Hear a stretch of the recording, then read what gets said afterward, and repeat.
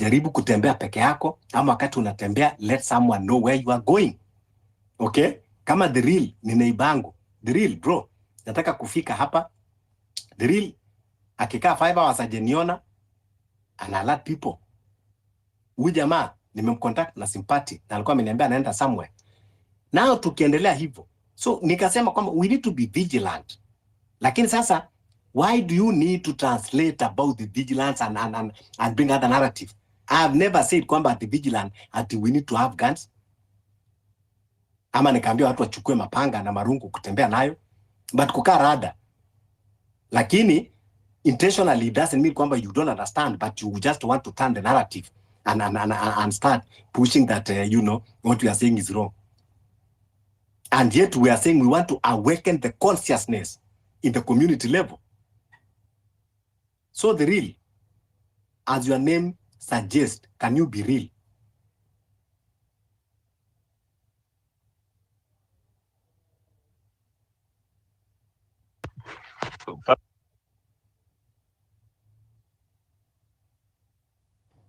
Yes, go ahead, Oseo.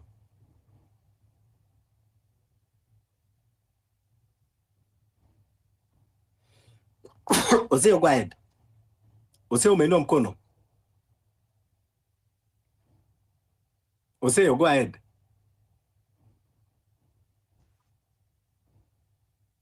Oseo, go ahead. Do you have a Safaricom line? Can you hear me? I can hear you. Do you have a Safaricom line? I don't have Safaricom line and I don't use Safaricom line. Thank you. Me as the second person here, I had one. I switched it off from today. I don't want it. If I can have some other people who can carry up their hands and say they are leaving this Safaricom thing, let's do it once and for all so that we don't just talk. Let's do actions.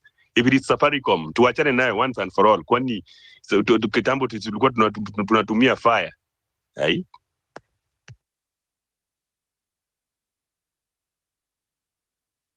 Yeah, and I tell your contacts kwamba tafadhali if uko na Safaricom, mimi nishaanza kuambia watu wangu usinipigia namba ya Safaricom, sitachukua.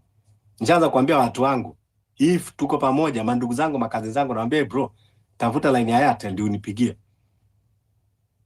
Yes, the real. Thank you, Fabish. I want to land, but let me make a point. I'll say I'm with you on that. Actually, me, I had boycotted Safaricom I boycotted Safaricom in 2017 when we formed NRM with the ODM and things like that. I followed ODM for a while until Raila akatupiga makona tukawachana nayo. So I boycotted Safaricom kitambo. But what I wanted to tell you guys is, you know, Fabish, when we started this movement, you know me, I have employed Gen Zs. I am just a millennial, just starting my 30s, but I have employed Gen Zs who are working for me. And when we were starting this movement, I saw the passion that they have. I'm the only person in the whole building, Westlands, where I have my office. On Tuesday and Thursday, we people are not working. What Gen Z walikuwa wanaenda kwa street because we were fighting for our country. And I decided to do this because in 2017, I lost my job for fighting against the government and even rejecting some of the things, including boycotting Safaricom, boycotting Brookside, and boycotting hizo mavitu zengine. And I said, I will never be employed. I will employ myself. I will employ people so that nobody comes after me and can boast for me with a job and I will give you a job, Mama, I'll fire you from a work. That's something I've done for the longest. I can sustain to be wherever I want to be at any time. But that's not about it. Also, we need to understand that we have a country here. There are people you don't know. Let me tell you, in the build-up to this 25th, because I have very, very good friends in ODM. Some of them tunakaa now, jioni, every time we get from work, tunakaa now, we'll sit with them, some of them. In the build-up to this, they were not aware about anything. They were in the dark. They could not even make statements the way they used to make. They could not. Young people walikuwa wameamua kama mbaya. Young people had set up a pace in this country. And nobody knew. People were asking. The government is asking, who is funding these people? If you'd look at, and I will give you very exclusive information, the government had to start looking at individual transactions, and that's where abduction started, of people from M-Pesa. They had to start looking at your transactions and see who is receiving money, the traffic of money coming in and out of your M-Pesa. Because most of the people are young people, and they would know that people would transact on M-Pesa. They found that, to their surprise, people were just transacting no anonymous amounts. In fact, the only anonymous amounts were coming from Kenyans who were putting money to Mchanga. Mtu ako na 200 anatuma 100 kwa Mchanga ya kwenda kusaidia people who are going to be treated, who are injured in the streets. And the government was shocked then. Why are these people? Who is funding them? What is the motive behind this? The motive that was driving young people then was the finance bill and rejecting it. And in the course of finance bill, we changed the motion and the movement and said, Ruto must go. The problem that, and this is where I think the rain started beating us, we had a strategy on how to kick out finance bill, but we did not have a strategy on how Ruto was to go. That is the strategy that we need to find. That is the strategy that we now need to find. That is the strategy we never had. We only had a strategy of kicking out finance bill, and we did not know that people are going to take advantage of that strategy. When we silenced Ruto, when we cornered him, some people took advantage. We saw other politicians now come in and say, wanaanza support Gen Z. I've heard some of you here talking about going to wapi, you are going to other spaces, discuss na kina nani, kina Kalonzo, kina nani. Those are people who took advantage now of the leaderless movement. And there will always be people who will always take advantage. Moving forward, young people must revert, must press the reset button and come back to their notion of leaderless, partyless. You don't have leaders right now who you can trust. The ones who have tried to come out cannot be trusted. They have failed you. You have seen. But if you want to really kick out this regime, if you go with the leaders, that is their game. Bangladesh were leaderless. Someone will try to tell you that they organized. Of course, you must organize. There will always be vocal people. There will always be vocal people in a movement. Fabish is one of the vocal people. There will always be vocal people in a movement. So there will always be people trying to organize. Yes. But even Bangladesh, the reason they kicked out that regime is because nobody was tagged to them. Right now, some people will say this movement is being funded by Gachagua because he's being impeached and therefore he's disgruntled. And you'll be thrown into that abyss. And now anybody who is rejecting government, you will be put in the same direction as Gachagua. So be very careful on who you engage with. Keep the message alive. Don't follow anybody. Follow the movement. Follow the cause, the purpose. This regime must fall. And if you want to kick out a regime, let me give you the best solution to kicking out a regime. A regime is all about policies.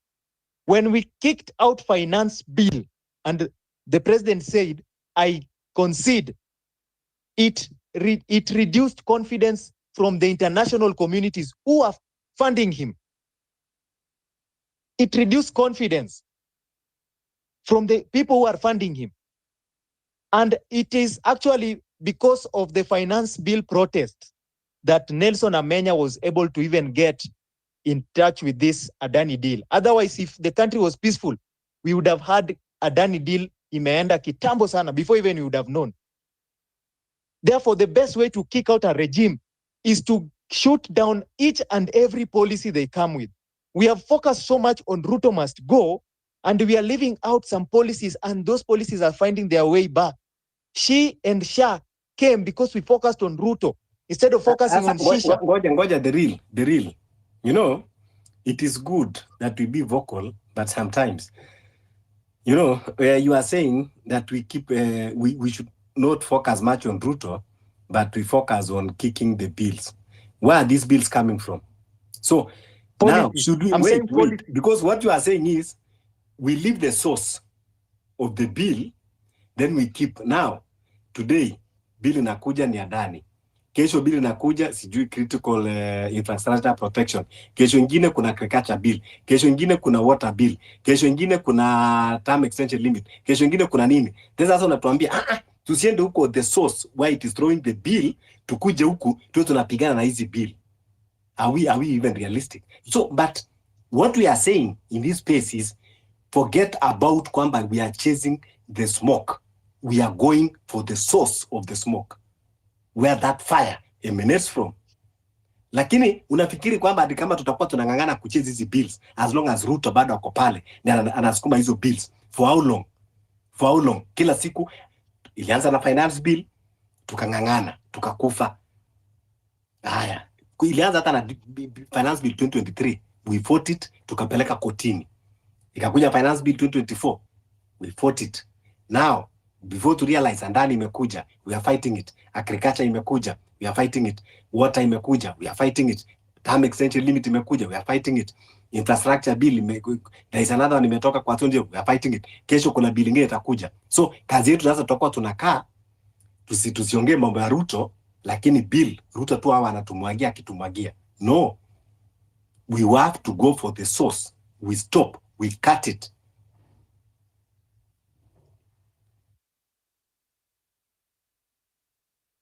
Fabish, you know, sometimes we are.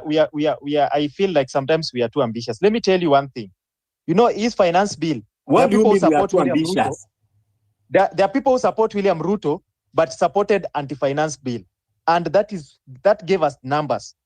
Let me tell you, there are people who you will not convince and tell them William Ruto must go. They will not be with. I've told you, we are in a society of 55 million Kenyans. Not everybody will side with you. But if you find a way, the politicians find a way of manipulating people. That is the art that this movement has not learned. The word of mouth is very important. That is why we use word of mouth. That is why we try to educate people. The word of mouth is very important. No. If you want people... Listen. Tuache mambo ya grama nyingi. You know, let's stick here. Wewe unasema kwamba... No, wait. We have to... I want us so that we are not lost. Yes, there are people that they are against certain bill, but they support William Ruto. I agree. Even in June 25, tuliona kijana wa Muturi alikuwa on the protest.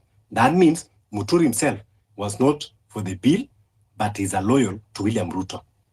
Now, because we want to remain popular, then we said, okay, wacha tuache William Ruto, we'll be only fighting the bills ambayo anatupatia. Will that be our work? Fabish, I don't know whether you are, unajua wewe unataka kupingana na mimi. I don't know whether you are getting what I'm saying. Fabish, what I'm saying is, let me get it. What I'm trying to say just is, 1 minute. Fabish. Yes, Oseo. Instead of going round things, another issue is here. We have issue with the Supreme Court. Mine is so easy. Is there a way that we can dismantle this Supreme Court? I mean, lawyers are here. Is there a way we can recall back this lady who's running this Supreme Court so that he can't mess us the way he's been doing it? I mean, this is not the first bill that he has decanted and decided now things to flow the way he wants. Why is he fighting the citizens? I mean, why is she fighting the citizens? Oseo. Yeah? You know, even though hizi spaces ilienda mpaka tuka lose focus. When we start kwamba tunawacha tunafight. This lady anapata power from who? You know, unajua kusema hivi ni kumaanisha kwamba we are running away from the reality. This lady of Supreme Court hawezi kubehave if we have a right person katika level ya president. Sasa ni kama sasa tunaanza kuogopa, tunasema kwamba forget about the lady. That's what I'm saying. Tuache mambo ya issues zote kwamba to fight bill, sijui to fight nani pale, sijui to fight IG, sijui to fight this year. Let us go for the source. That is why tunaendaga tunakuwa distracted.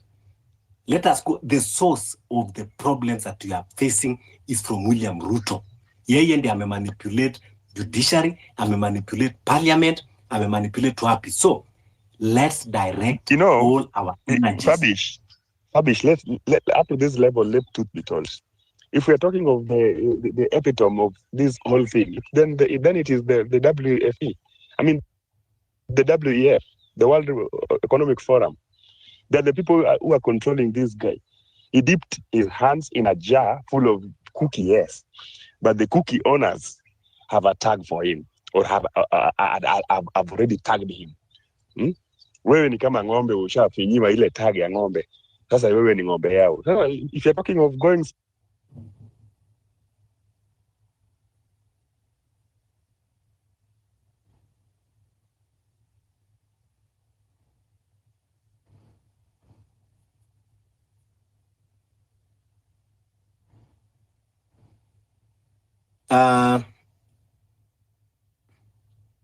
Jose, I think I lost you at some point, but what we are saying is tuache mambo ya kukua distracted. William Ruto ndio sisi tunamjua, mahali hizo zingine power zinatoka Western, sijui World Health Organization or whatever, they cannot come by themselves. They must have someone organizing for them. So let's first hear generally new speakers ndio niweze kuja kwenu. Generally, karibu. Then Fabish. Then another thing, why don't we push for formation of an IBC? Because once we have IBC in place, then we can chase Ruto away. How do we chase Ruto with and IBC? Form another. How do we chase Ruto with the IBC? You can recall him. Yeah? With signatures. You can recall him with signatures. Signatures how? You collect signatures and say we don't have trust in him. We are the Kenyans. Now listen.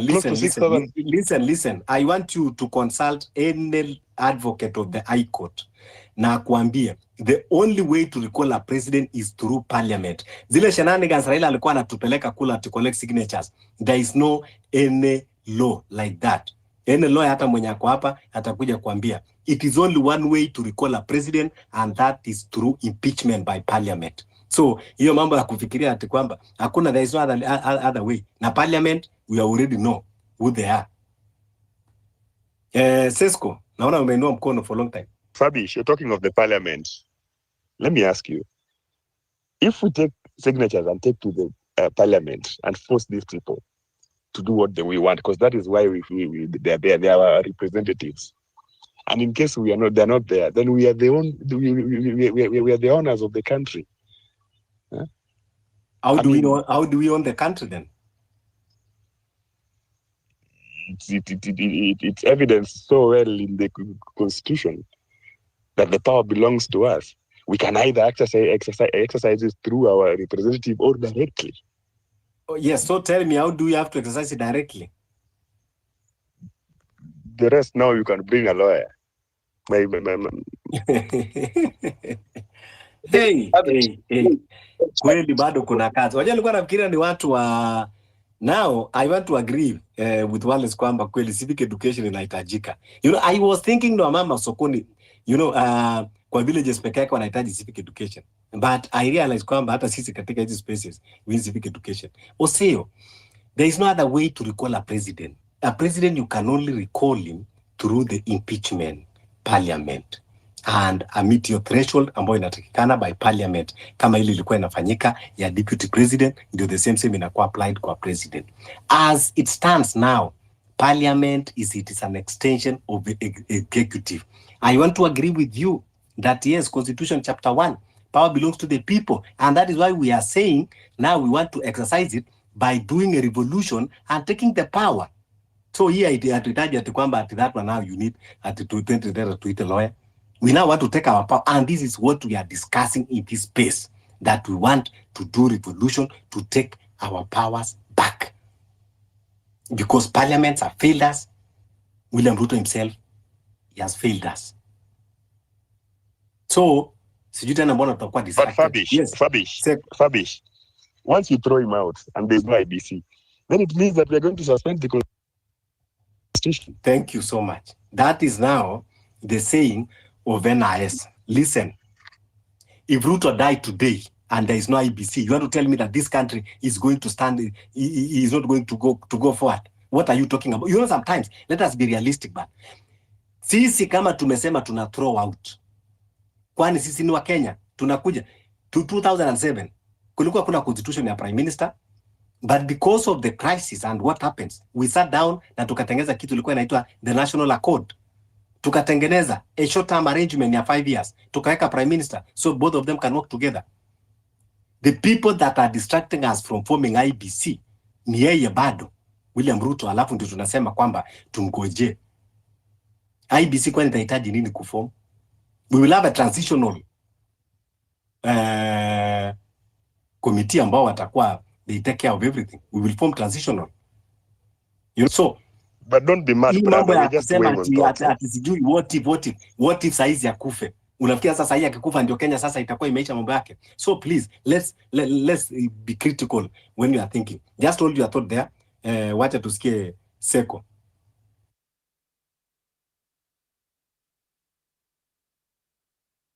Seko, go ahead. So Fabish, nimeona ni kama tunaenda steps 5 mbele tunarudi 6 nyuma. I mean no, we are not going as far. I know where this conversation is coming from, but we are still okay. Yeah, I mean, Osayo, we don't go by what you think, we go by what the constitution says, and that constitution is not obeyed in Kenya. And so the only way we can go is by revolution. Huwezi toa president na IBC ati collect signatures. That is impossible. Constitution imesema the only way we can pitch a president, it's by going to the National Assembly. Sasa sisi wenyewe nini yetu tunaona venye iko National Assembly yetu imebaiwa. I mean, I thought people knew how these things go. You're being worried about what will happen if President Ruto goes today. You will know the fact that nimeona hata bado hujaelewa venye president anaweza kuwa impeached. You will understand when he goes, you will know the next step. For now you're saying Ruto must go. Nimesikia mtu hapa akituambia we first deal with our wadogo hawa ati ndio Ruto. We are dealing with Ruto. He is the means of the source of the problems of this country. There's no way I'm going to go for a senator there. Mimi hata mambo ya Cheregai mimi sitaki, hata tumsikizi, hata you're not even giving attention to him. Hata akikuja kutuambia ati president run for 7 years, hizo ni project za Ruto. We don't care. What you are saying is Ruto must go. Wacheni kutuambia to deal na issues zingine sijui nini hapa. It is not going to work that way. What you want is Ruto to go. Wacha kutuambia to solve mambo ya my MPs, we start recalling them. That is nonsense. They still have powers right now because Ruto is on their side.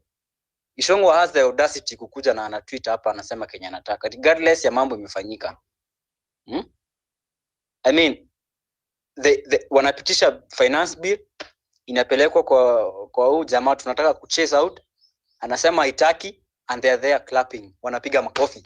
Amesign ataki, they are clapping and the same people in the parliament wamesema ipite. I mean, what else do you want us to do? To impeach who are impeaching there?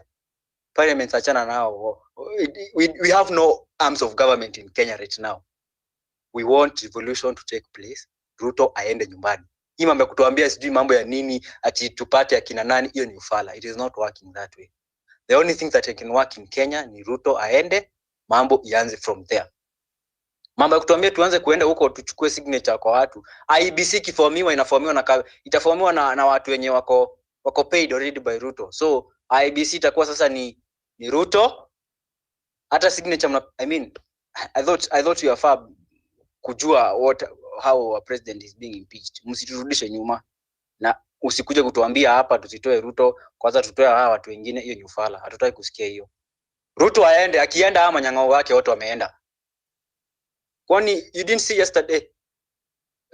Speaker mzima anakuja kwanza kusema ati leta hiyo bill kwa nini? Yani I mean, Kenyans should wake up, man. Hii makizungu mingi hapa contradicting things. It's not fucking making sense. We need change and the change is revolution. Tutoe ujamaa hapa before 2027 ifike. Because ikifika na unaona hakuna bill inapelekwa inaanguka huko kwa parliament. I mean, the worst can happen. Anaweza piga hii miaka 5 yake iishe and then achukue ingine 7. Akuwe amerun for 19 years.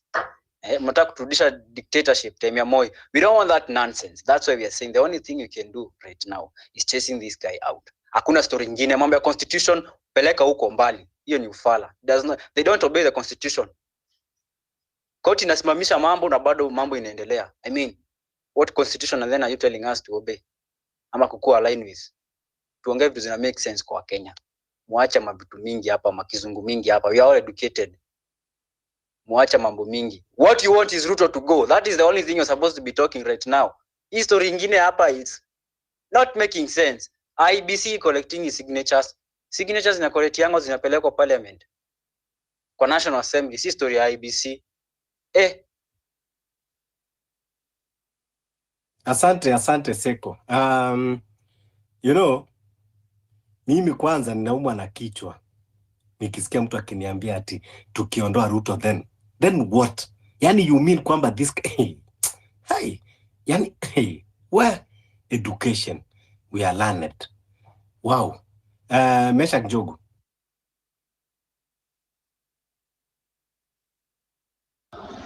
Oh, hi guys. Okay, mimi kwangu ni Ruto must go. So mkianza kusema sijui mnaleta hii tunastahili kudili na kitu moja, na shida yetu hapa ni Ruto. Ruto must go.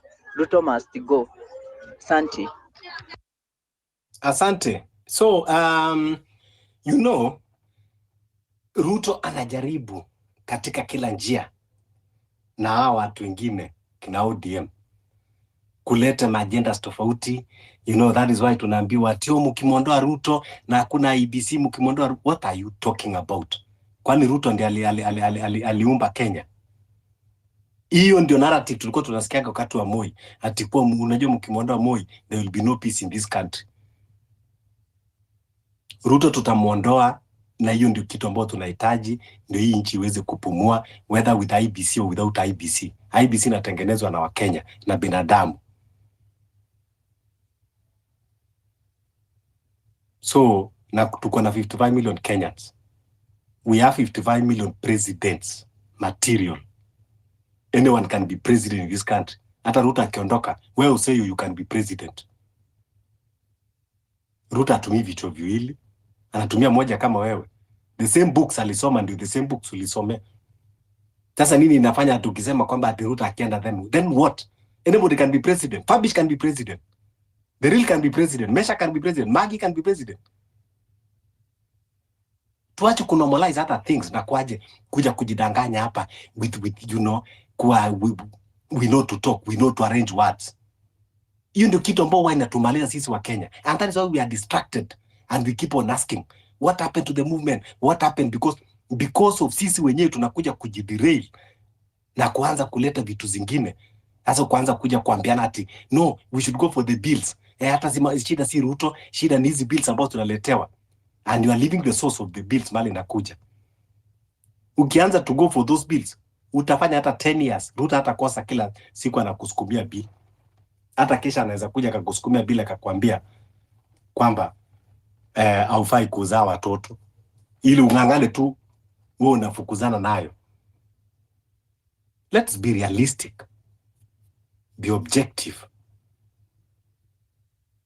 Si lazima tuongee visungu mingi. Ndio sababu unaenda katika spaces zingine.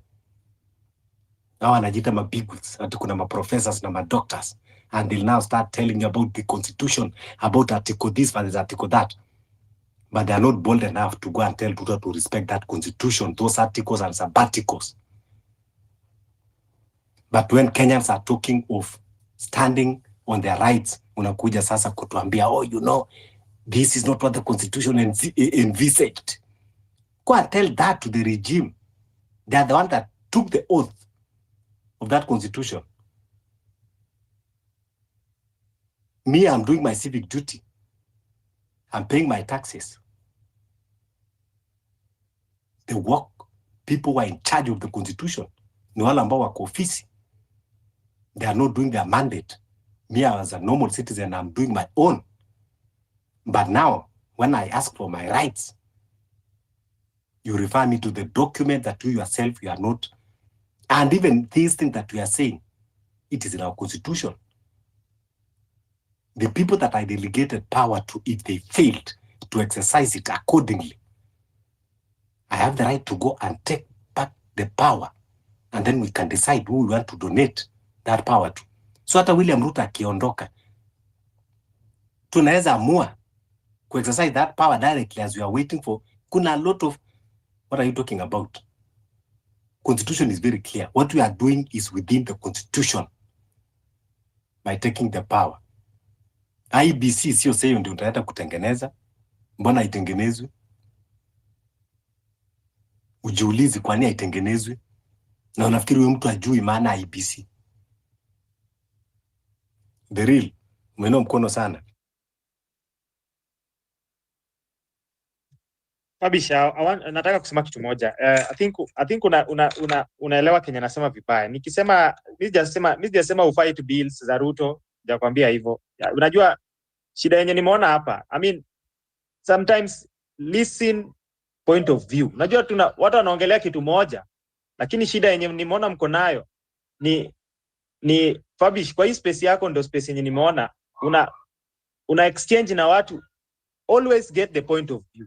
The point of view is very important, and don't try to kusema watu wengine vitu wenye wanasema. Fabish, venye nasikia ukiongea, I don't think you have experience of these streets. Na nimekusikia vizuri sana. You don't have experience for these streets, Fabish. I have lost people I know in maandamano. In 2023 we were on the streets. Bado natuambia to follow constitution. Fighting for the regime yenye iko hapa sahi 2023. More than 100 people were died. Government ilisema about 70. Nobody fought for justice for these people, including Raila mwenye alituma watu kwa street.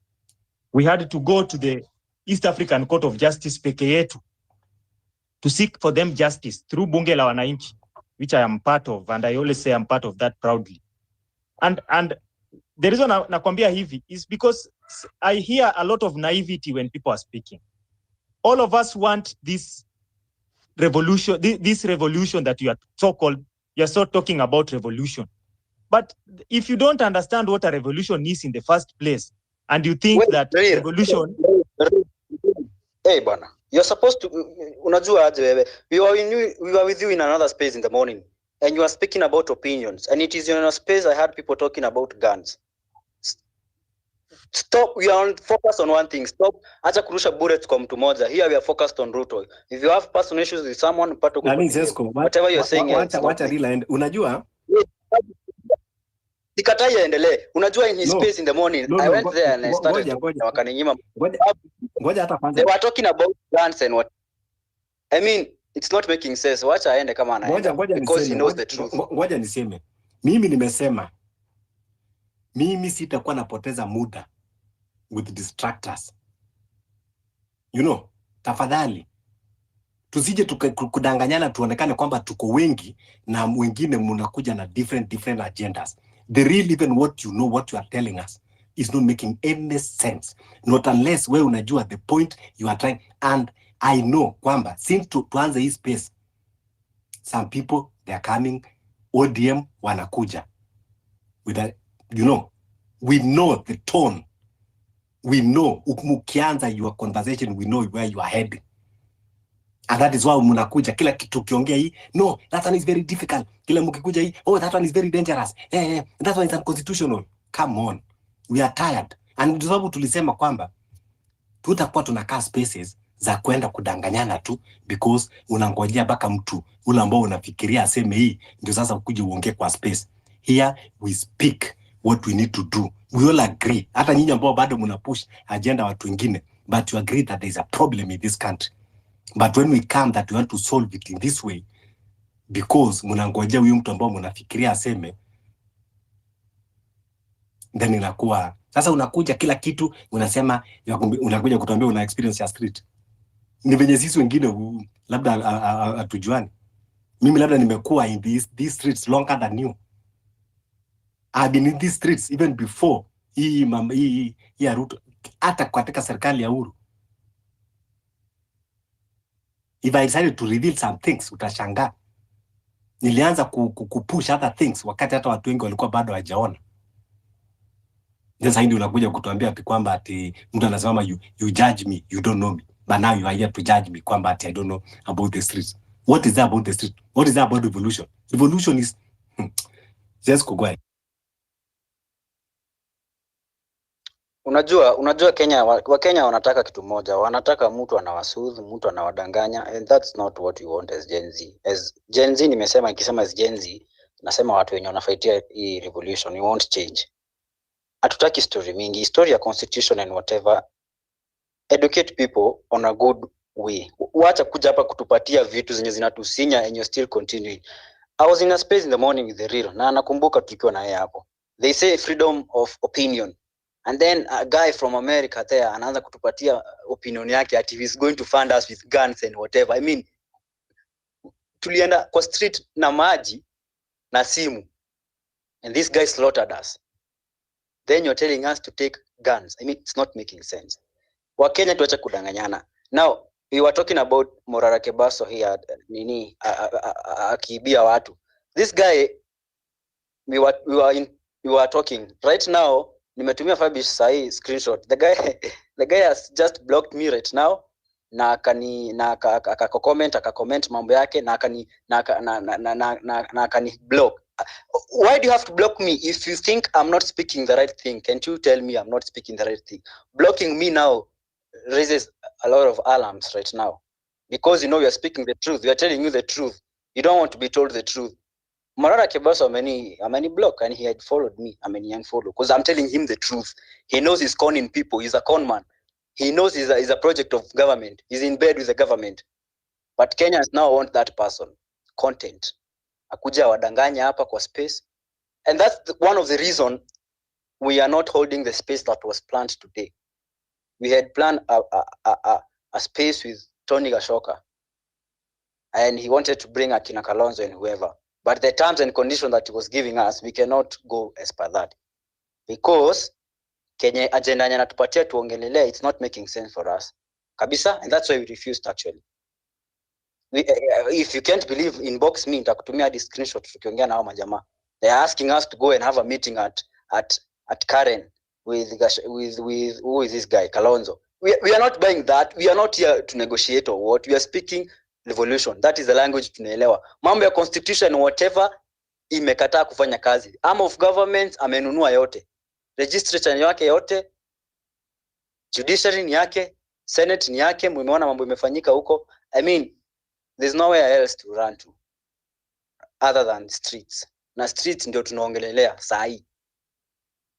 The real, mlikuwa wapi na hiyo constitution kabla Gen Z tuende tuka protest huko kwa street? Unamesikia ukisema mambo ya street, I feel like laughing. Do you know what is street? Umetokea street wewe?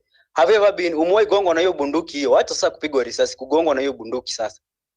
Yeah? Kama kijiti. People died, people we know, people who are close to us. Comrades walikufa hiyo siku. And you're still talking about the constitution. That constitution you're talking about, even up to this point, ije kupatia watu justice. Tukue realistic. Unajua madistractors wako wengi sana hapa. When they feel like now Kenyans want to raise their awareness, now they will be holding spaces, they will be trying to bring distraction, pushing. That is why unaona kwamba we are derailed. We are derailed, tunatafuta watu ambao wanatu derail. You know, they are amongst us. They come, they conceal themselves. I'm calling everyone out. Watu kama wanataka tufanye, kama wataki tufanye tutaachana nayo.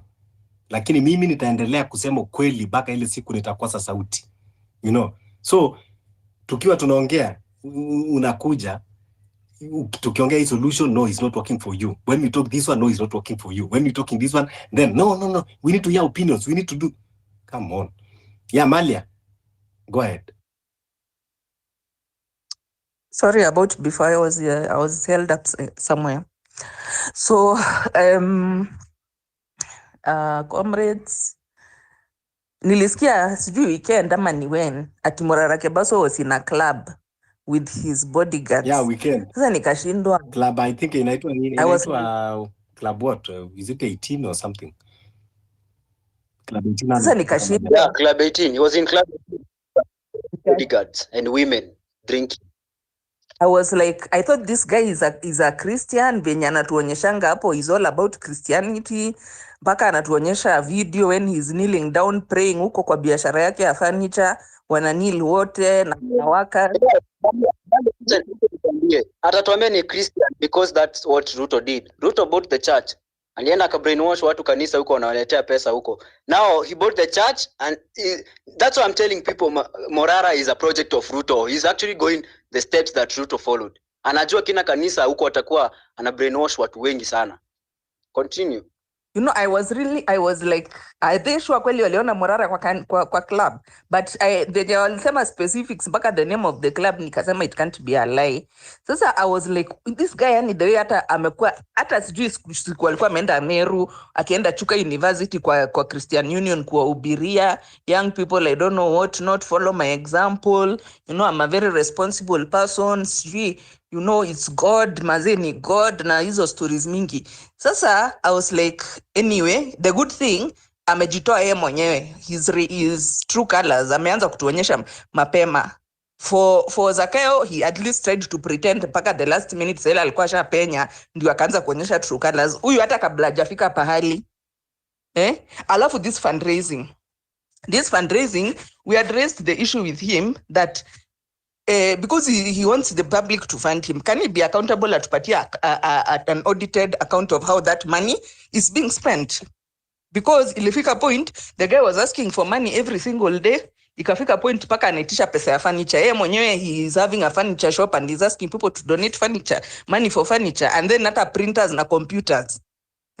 Amedonetiwa nyumba, amedonetiwa vitu mingi, gari, and he cannot just buy two printers and a computer.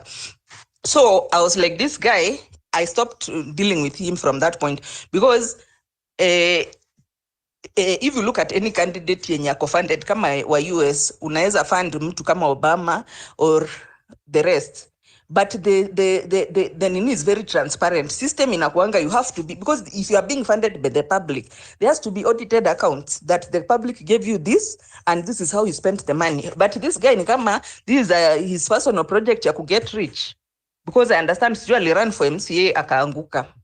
And there's a time alisema he has never run for any office, na ran for MCA somewhere in Thika Road. I don't know where, but aliran akafail. So this guy, this is just a money minting operation. Sijui kama ni project or not, but he's making money out of this thing. That is the main thing. Because at the rate at which ana solicit for funds, it's not normal. Every single day unaitisha pesa. Then unakuja unasema you want to ongeza your security so because it's security, I cannot be able to show you accountability, nionyeshe kwenye pesa zenu zilienda, because unajua security is private. Sasa siwezi wapea audited accounts. How? So from that point nikajua tu jamaa tumecheso.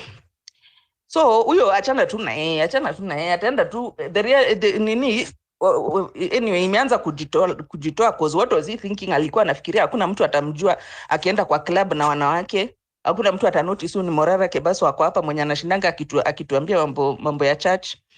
Anyway, achana na huyo. So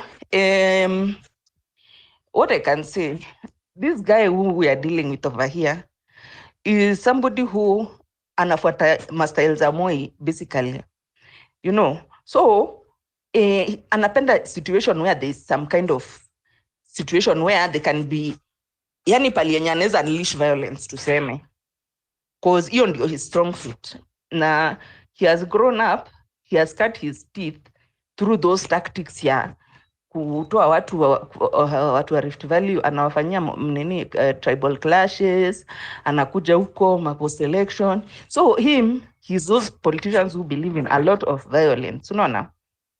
So he believes in, yani in fact unaona venye watu wengine wanasema ati sasa watu wajiami. My friend, that is what that guy is waiting for. Yani that is his dream come true.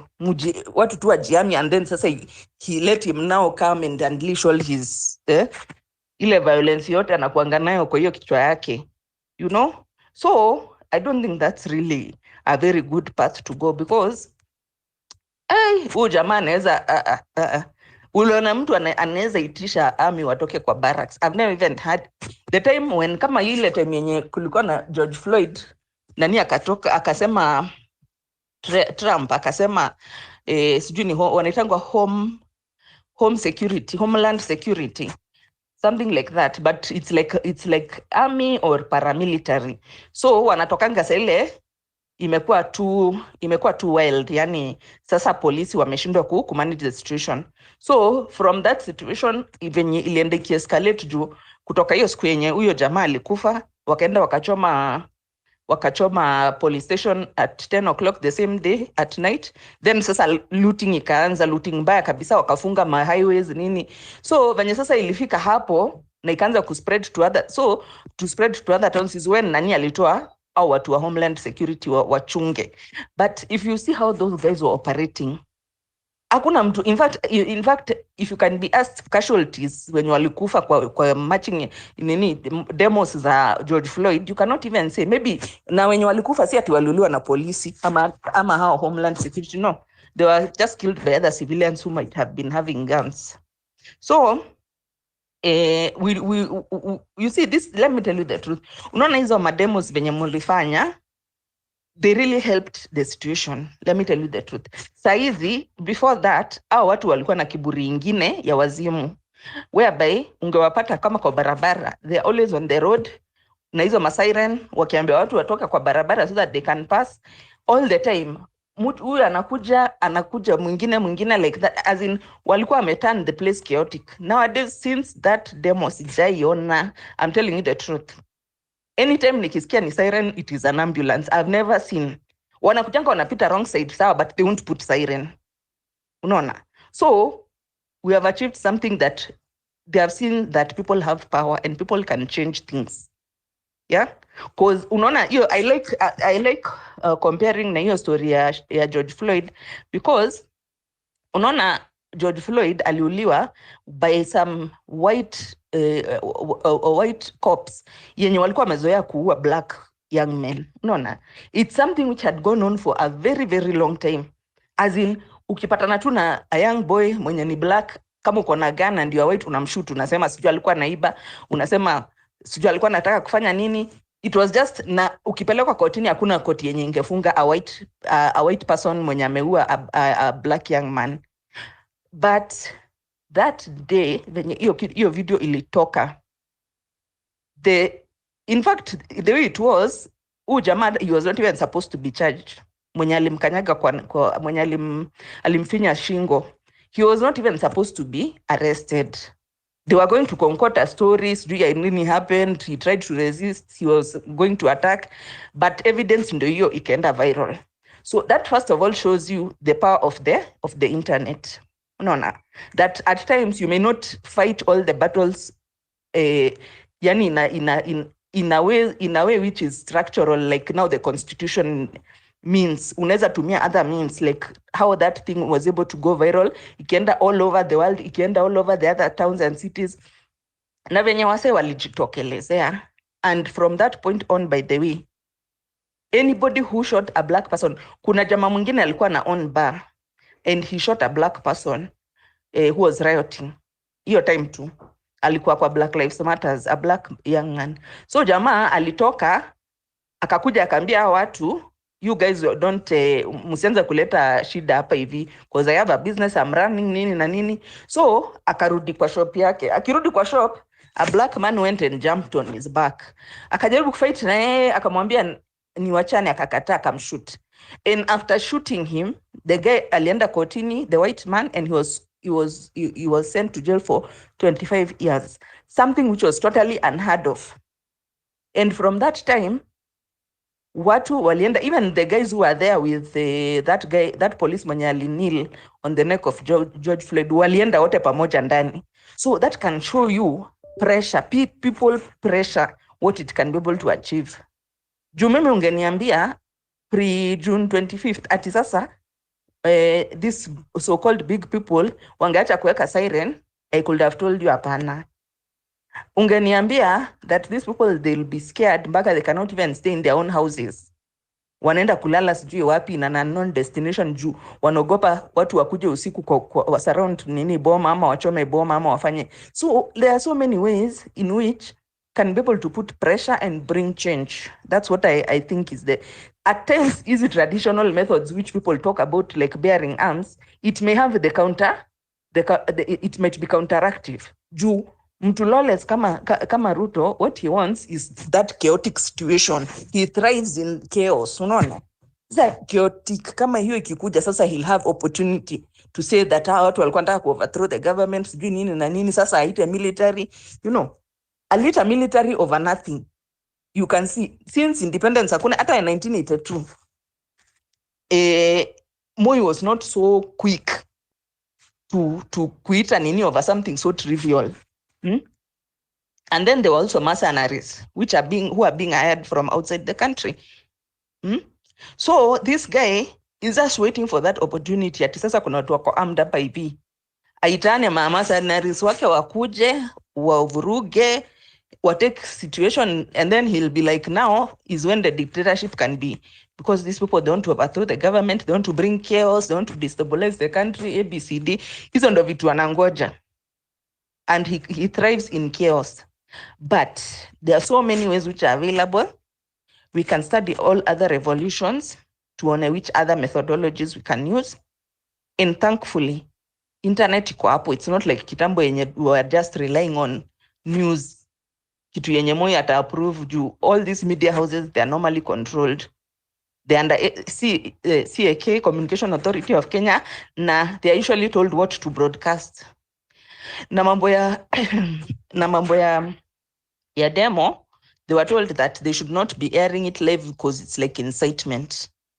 And I remember kama time ya 2007, because they were covering live, ikafika point, I think Meshuki ndo alikuanga Minister of Internal Security ama somebody, akasema no more live coverage of what is going on because you are inciting, like wase wenye wako let's say sasa Wakikuyu ndio wanauliwa Rift Valley, so or Nyanza.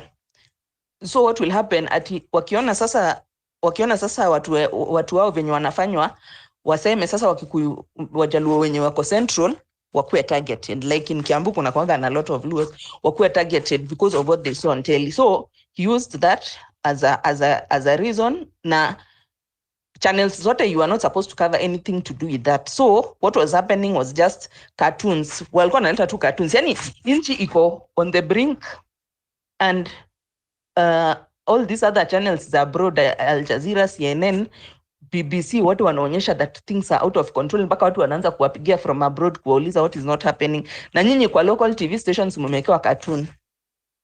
You know. So all what I'm saying is this. There are so many ways, and we just need to think of innovative ways how to put pressure on these guys. It's not impossible. Let me tell you, if you'd have told me an MP can be scared of his constituents, siku hizi hata wanaogopanga kuenda kwa meetings. It's not those days when walikuwa natafuta meeting iko wapi tuende hapo, where is the meeting tuende hapo. Siku hizi they are thinking twice because ground imekuwa hostile, and that's what we need. Unaona, we need that continued hostility which cannot be fought. Unajua a hostility which can be fought ni kama if we bear arms and we go and attack. That one can be fought, but there are other ways which you as a like you're a weaker party. Yes, so we are the weaker party, we don't have arms, them they have all the monopoly of violence, but kuna njia zenye zinaweza tumiwa to put pressure, because all these people at the end of the day ni ma civilians. These leaders of ours, they are civilians. They live amongst us. They are our neighbors. We know where they live. We know their partners, their children, everything. So, hiyo njia yenye tulikuwa tumeanza ya kusalimiana, mtu akifanya kitu hao yake inasurroundiwa, akienda kwa meeting aezi pewa time, inakuwa very hostile. Those kind of tactics, to me, I saw they were really working. And there's something which Gava haiwezi fight nazo because it's not very structured, you know. It's not kitu structured sana. So Gava will have hard time. Kwani wataenda wapeane polisi walinde everybody. All 200 and how many MPs yenye wako watalindwa na polisi all the time. Their homes, and they have more than one home. Watakuwa nalindwa. It's impossible. So the same formula in which tulikuwa tunaambiwa that the Gava yezi peana security, kila mtu akuwe na security yake, polisi wake wa kumchunga, is the same thing that sisi ni wengi and the monopoly of violence, but we are many. We have the advantage of numbers. we have the advantage of proximity. We live with these people we know, and we have a lot of data on them. And some of the data is very bad, like wengine hata wako gay and all those things. So that information warfare yenye ilikuwa at the first time, na hata vitu kama kurecall MP, you know, those people, they fear those kinds of things. They fear very much. Hakuna kitu MP anaogopa than losing his seat. He can do anything. Wachana na Ruto kumpea pesa at the end of vote yes or no. If he just hears you are recalling, and it's not such a difficult process, it's possible. So me, I feel tukiorganize around those kinds of avenues, we can beat these people, because we can beat them in our area of expertise, our area of strength, whereby them they don't have the strength there. They may think that they have all these people to spy and do what, but if it's about spying, we are the ones who can spy on them more than they can spy on us. If it's about Nini, you have dirty laundry, they have more dirty laundry than us. Some of them, if their lifestyle was just to be exposed on the net, saizi hata sijui kama they can be in this country. They would rather go and hide themselves somewhere. So for me naona, let's be broad in our, when you want broad-based government, let's be broad-based in our outlook of how can we fight these people? How can we deal with these people? Let's not just look at one line. Juu hiyo line wameangalia na wakaona vyenye wanaweza ichenga. Unaona? So nani hata akiona watu, by the way nowadays, mwezi hata gather watu 10 ati mnaongea kwa street. There's people all over, and then sometimes mkiwa kwa group hata mnaweza shikwa mpelekwe to central. Juu ya kudiscuss to politics, which is what Moi used to do, by the way. So, jamaa, we know we are dealing with a Moi reloaded, but now things are different. Hizi ile siku yenye ilikuwaga Moi na KBC na TV2, we have so many things at our disposal, so many tools at our disposal, so many ideas how we can be able to circumvent these people, and for sure we are going to overcome, because the people always have the power at the end of the day. And that's why during George Floyd maandamano, you saw what happened. Hiyo kitu ili become so big and it blew to an extent that nobody could have thought that kifo ya mtu mmoja inaweza blow to the whole world. Unaona? Because nowadays the world is a global village. Kama ile time yenye tunasemanga trendisha topic ya this guy should not go to UGA or those kinds of things. Hizo vitu, they give him a negative publicity in the world. Na he has been feeling it, because I don't know when it is, alikuwa kwa interview akasema that there's a lot of negativity and a lot of fake news, which means inamuaffect. It's affecting his image even in the global realm, that mtu he's only ever trending on negative things. Ukimwona kwa X he's trending ni kitu mbaya, ni vitu mbaya amefanya. So let's keep on that pressure. Let me tell you, that thing, that line we had taken, it's a very strong line. And we also look at other revolutionaries, modern ones. Well, how do they normally fight these characters? Akina Snowden, how are they able to do these things? I think that can be a better means than kukua confrontational in their area of strength, which is violence. Thank you.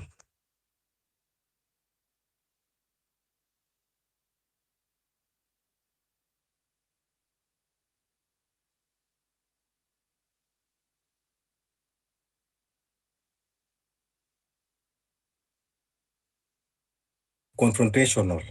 Lakini, as we are doing all those wonderful things that we need to do in a revolution, we are talking of abduction here, which it is illegal.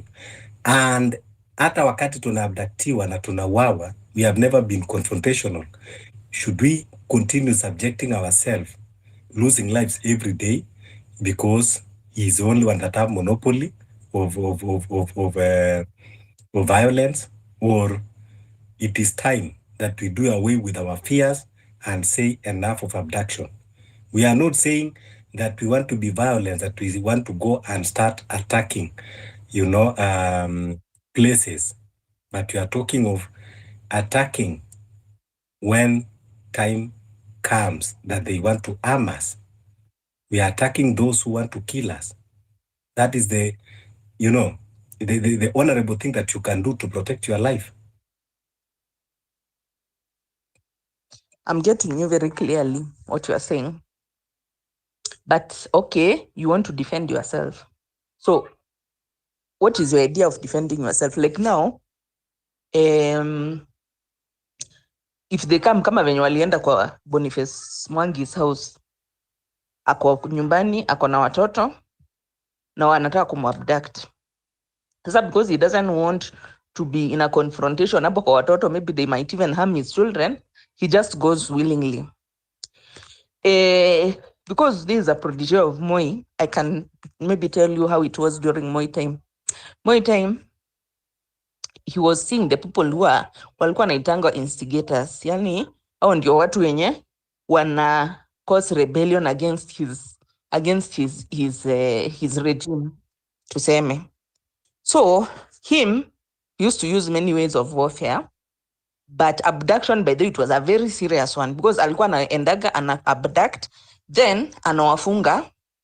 In fact, that time ulikuwa tu unashikwa and then you are jailed in, kulikuwa na matocha chambers huko chini ya Nyayo House, Nyati House, you know, yani places which are incommunicado, which even we don't know those places exist, unaona, of which kama the ile group ya the 3 guys who were abducted for 30 something days, ni kama walikuwa wamewekwa in a similar kind of a situation. June alikuwa nasikia it was dark, those kind of things. So mtu ana recreate to what Moi had done, and that's what Moi used to do. So I'm just wondering, ukiangalia, I'm not saying that what they are doing is right. I'm just saying, how can we go around this thing with minimal casualty to ourselves? Nona, because that's hapo umesema minimal casualty. Like now, we are not doing anything. We are not defending ourselves. But do you think for now that we are not doing anything, are we having the minimal casualties? Okay, let me ask you, because tuseme of late, is there anyone mwenye amekuwa abducted na kauliwa more recently? Maybe I'm not aware. Unajua, yes, you are not aware because wala watu ambao unaona juzi, unajua kuna watu wengi wanakuwa abducted that are not known publicly, or they don't have influence of media. These people every day they are being abducted, they are killed without even our knowledge. Then kuna sasa wala ambao inakuja kwa limelight, and that is why every day karibu kila news ukiangalia utasikia kuna mwili umepatikana somewhere, kuna mwili umepatikana somewhere, kuna mwili umepatikana somewhere. Okay, let me ask, which criteria are they using to decide who to abduct? Let me just put it that way. Which criteria? Is it like wakiona you are vocal, ama wakiona, ama wakifuata your communication, one like you are the one who is maybe leading people, ama how is it? Wana decide aje nita abduct huyu na niwache huyu? Because akina Boni kama wao tunajua it's because wanakuaga human rights defenders, they are civil society, so how tunawajua because of the work. But now I'm just asking myself, yani, how do they decide that nichukue Fabi, I abduct Fabish and I leave the other person? Because you see, I think that question, it is only them that they can answer the kind of criteria, because you know, they are the one that doing that. Not unless if you're asking that question that you are doubting whether there are abduction going on, then now that your question can stand legit. But if you are just asking about their operations, it is only them that they have the knowledge on how they're doing their operations. Not unless you are questioning whether people are being abducted, or you think ni sisi tu ndio tunapeana propaganda. Sijasema mnapeana propaganda. I'm just saying, unajua sasa these things they are not in the media. Or rather, not many people are aware. Yeah, so people tutakuwa tunangojea zile za media because I think you know very well that everything in this country is biased, even the media. Not everything ambao unaona. They have been threatened with, you know, so hawezi later. But I'm just saying, okay, maybe then we need to bring more awareness. Because you see, if me, I'm not, okay, myself, I'm normally quite on X, I can see what's, but sahi najua ni Aoko, na who else? Kuna jamaa nimeona they were abducted like recently. But I think, kama kunaweza kuwa vyenye tunaweza give more publicity. Unajua these people. So as you are saying, to patia publicity, so we should wait for more abduction. So the more they abduct, the more we give publicity so that people can be aware, right? No, that's not what I'm saying. So how are you going to give publicity here? Okay, I'm just saying like this. If we say that people are being abducted, but you see, we have not put a face to it, and also we have not given it a lot of publicity. Then juka saizi, so you know, Aoko ameabductiwa. So I was watching Senate, walikuwa na discuss that issue of Aoko, that way is Aoko. Amepelekwa wapi? So these guys venye nimeona, hata ukiona the way they are releasing people, the people who are abducted yenye wamereleaswa, to me, to my understanding, kama hawa akina Njagi wenye walikuwa wameabductiwa for over 30 days, those guys I don't think walikuwa wakam back alive, but ile tu publicity ilikuwa kwa hiyo kitu, wakaona this thing, the way it is so public, it will bring a problem if we kill these guys, so wakawa abandon na huko wenye waliwapeleka. So yeah, I'm just saying, I know we want to but I'm saying, like, if we bring more awareness and pia we put a face and we make these things trend, it helps a lot. Because at pia they are so much on the public limelight of the in the global arena that there are a lot of human rights violations which are going on in Kenya. Paka there was an who was even I understand you now. So you mean kwamba what we just need to do is just continue pushing hashtags. That is when we can stop them from abducting, because they will be in global arena. Watu nikuuliza, okay, you give me what you think can stop them. Maybe you, because nikiwangalia, I'm seeing that you see, like, if they abduct me now and then it's visible, they will have a hard time thinking of eliminating me kwa sababu. But you see, if yani hata hakuna watu wako aware, maybe very few people are aware that kuna mtu mwenye amekuwa abducted. Unaona? Then it becomes easy for them, because it's like, you know, there is no consequence for them in terms of that mtu wenye wamechukua. It's just like anybody being kidnapped. Unaona? Na sasa the bad thing is, these people, you cannot even tell who is abducting, because now hata they're in plain clothes. Ni watu plain clothes wanakuja wanachukua mtu, or they come, they shove you in the car, and a lot of times hata wafichi wanafanyanga tu hata in the middle of town and all that. Na hizo ni tactics zenye, those are extrajudicial. They are extrajudicial. It's like anti-terror police unit venye wanafanyanga. Ndio sababu nakwambia, because the more tunaandamana, ndio the more tutakuwa na a lot of vocal people, na the more abduction itakuwa inaendelea. So tunaweza kumalizaje? Because these are solutions ambao tunaongea. So unafikiria tukudeal na hao, because umesema ni extrajudicial, umesema they are doing it unconstitutional. So unafikiri tutafanyaje, ama unaona kama hizi hashtags zinatusaidia? Mimi kusema ukweli nimeona ni kama zinasaidia, because so tuendelee kupush hashtags. Mtu akiabductiwa we come, because leo tuko 260 million. Leo tumefika 260 million ya Aoko hashtags. Even the people who are not very well known, we can also bring wacha wenye watabductiwa, the ones who are already missing, the people who are already missing. I understand. What I'm saying is, leo tumefika 260 million, hashtags ya Aoko, do you think we deserve a medal? It's not a medal, it's just a strategy. No, Yeah, and do you it doesn't think have to be one. now do you think the strategy now that we are at 260 million and there is no any communication from them wala hata they are not ready to hata kukuja tu ku address, so unafikiria kwamba ita work na kesho Fabish mwenye hata fikisha 260 million because we don't know, maybe they need 1 billion for them to respond, but now kesho Fabish mwenye hata anaweza sifikishe 10,000 hashtag, unafikiri itakuwaje? I can see your point. I can see your point. Nimeiona sasa, nimeona point yako. We need to bring awareness. Yeah, we need to bring awareness to it as a, yani, not based on an individual basis, but as a practice, that this abduction practice, unaona sasa kama this issue of femicide,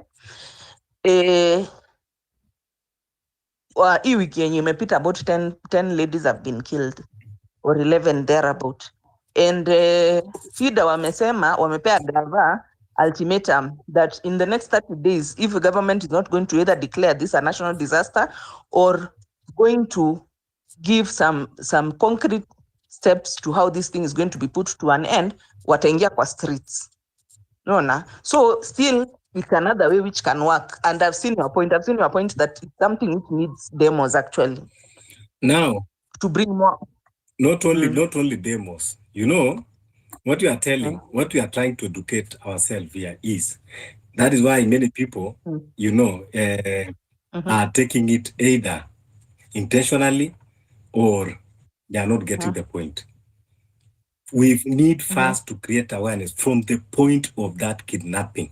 Tunaambia watu kwamba number one, if you are the victim, these people are coming to abduct you, they are not coming as government officers because they don't have uniform, they don't have identity, they even mask their faces. So we are saying you create commotion. And now we are also telling people that if you are passing somewhere and you see a commotion, you don't need to know that person. Follow, scream, throw objects, create more commotion. So from that commotion, because even these people that they are coming, they are scared because they also don't want their identity to be revealed because they are coming to discredit themselves. So that is number one, that we are telling people that first we need that thing that is called self-protection.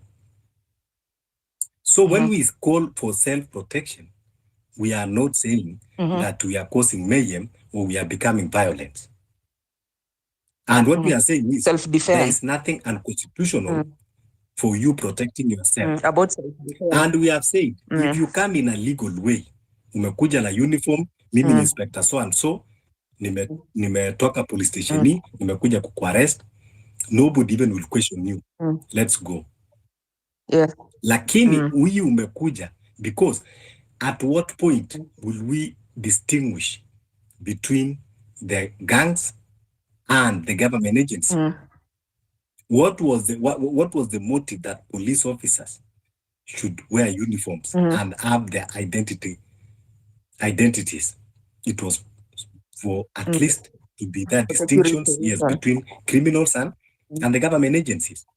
But now when you operate like a criminal, that's why we are telling people that these people that they are operating like criminals, we are dealing them the way we deal with criminals. You're right. You are seeing the point there now. I'm seeing the point now. Because that it's true, you need to defend yourself. You need to self-defense. It's even there in the Constitution that it's self-defense. If somebody is coming at you, if somebody is coming at you and you don't know this person, the person has not shown you any ID. The person has and in any case, we have been even having situations whereby there are gangsters who normally impersonate officers. You know, so even in uniform, they just, I don't know where do they get the uniforms from. Come on, then they come and wanakodisha. Wanakodisha. So Like this is something which is there, and you see, I am comparing it like what also hii group kitengo inaitwa anti-terror police unit wanafanyanga, that they come to your house. Kama ile siku there's a day, I don't know, there's some guy who was, I think, a lawyer. He was defending some guy who had been told he's a terrorist, and then they come to his house in the middle of the night, you know, and then they just take him. Hakuna ID, hakuna nini. They come, they don't have a search warrant. They ransack his house, you know. I think this thing, it should be even, there should be some court case about it, because you know the way that's, you know, those extrajudicial things, they are not legal. They are not legal in the according to the constitution. Even if somebody is a terrorist, does it mean you can't arrest them in No, you know, the way you are supposed to make Malia, and that is where we are coming from. Kama umekuwa mnafuatuzia sisi hapa kwa spaces, the NPS wamedanganya, they have distanced themselves. Wakasema they are not part of the kidnappers. The DCI, they have distanced themselves. Sasa ndio tukasema sisi tunaambia watu wetu kuwa very well, even PS wamesema kwamba they are not part of them. The DCI wamesema they are not part of them. That means we have gangs, criminals on the loose, and that is why we are saying if there are criminals on the loose, that means you have to deal with them like criminals. Yes, because they have made statement and they have distanced themselves. So that means when we are that fighting they are not them, aware. we are not fighting government, aware. we are fighting criminals, of which it is a patriotic thing to do. Umeelewa sasa the point? Nimekuelewa. Nimekuelewa. Me, actually, you see, as much as terrorism is very serious in this country and we take it very seriously, we have lost a lot of lives through it. Mimi, I'm always against that methodology ya kukuja kwa nyumba ya mtu. You don't have any even not uniform. You are even supposed to have a search warrant from a judge, I think, for you to come and ransack somebody's house. Sasa unakuja kwa nyumba ya mtu in the middle of the night, una ransack nyumba, munamchukua, munampeleka incommunicado. Other times you find that you know, in fact, the issue here, this vitengo which are there, which are ambiguous. I think they should be some kind of a lawsuit about it, because how do you just come to somebody's house?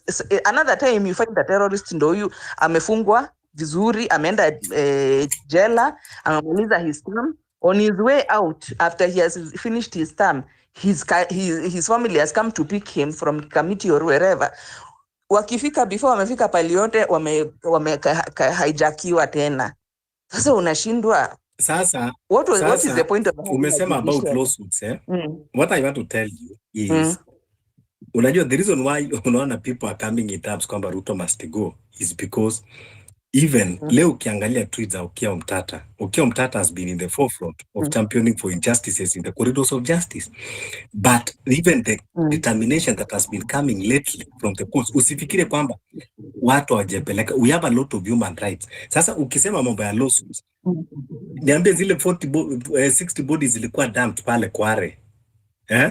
And up to now, there is no any tangible thing coming from the government. Unaona? Mili zimejaa city mocha. We are not being told hizo mili zinatoka wapi with gun wounds. Watu wanashutiwa, watu wanakidnapiwa, wanaenda kuuawa. So unasema hizo pia lawsuits. Ngapi unafikiri zimepelekwa? But there is no action because they are the one perpetrating it. Sasa ndio sababu tunasema kwamba Malia, it is something that is very difficult to talk about. It is something that is very uncomfortable to discuss, but it is the only option. Defending yourself is the only thing that you can do now. You cannot fight a lion. You cannot go into the bush and look for a lion to fight him. But if a lion comes to your house and you are left face to face with a lion, before you die, you will struggle. Utajaribu hata kudunga macho. Utajaribu hata kufanya nini? Because you are fighting for survival. You are fighting at least for your life. Preserve your life. So this is what we are saying. It's so inside this, so this is what we are saying, that at least we need to do something to protect ourselves first. Sasa wakati imetushinda kule, wakati hata tunakuja kwa kupusha, lakini tukingojea tu kwamba mtu anaenda, Boniface alichukuliwa, tunapush hashtag. What of aenda wawe? So we cannot rely kwamba mtu akichukuliwa tutapush hashtag. And this regime, They are tone deaf. Tell me 260 million tweets and it's not even moving them. 260 million and it's not moving them. I'm getting you. Wacha tusikie Nomad and then tuende Maumau.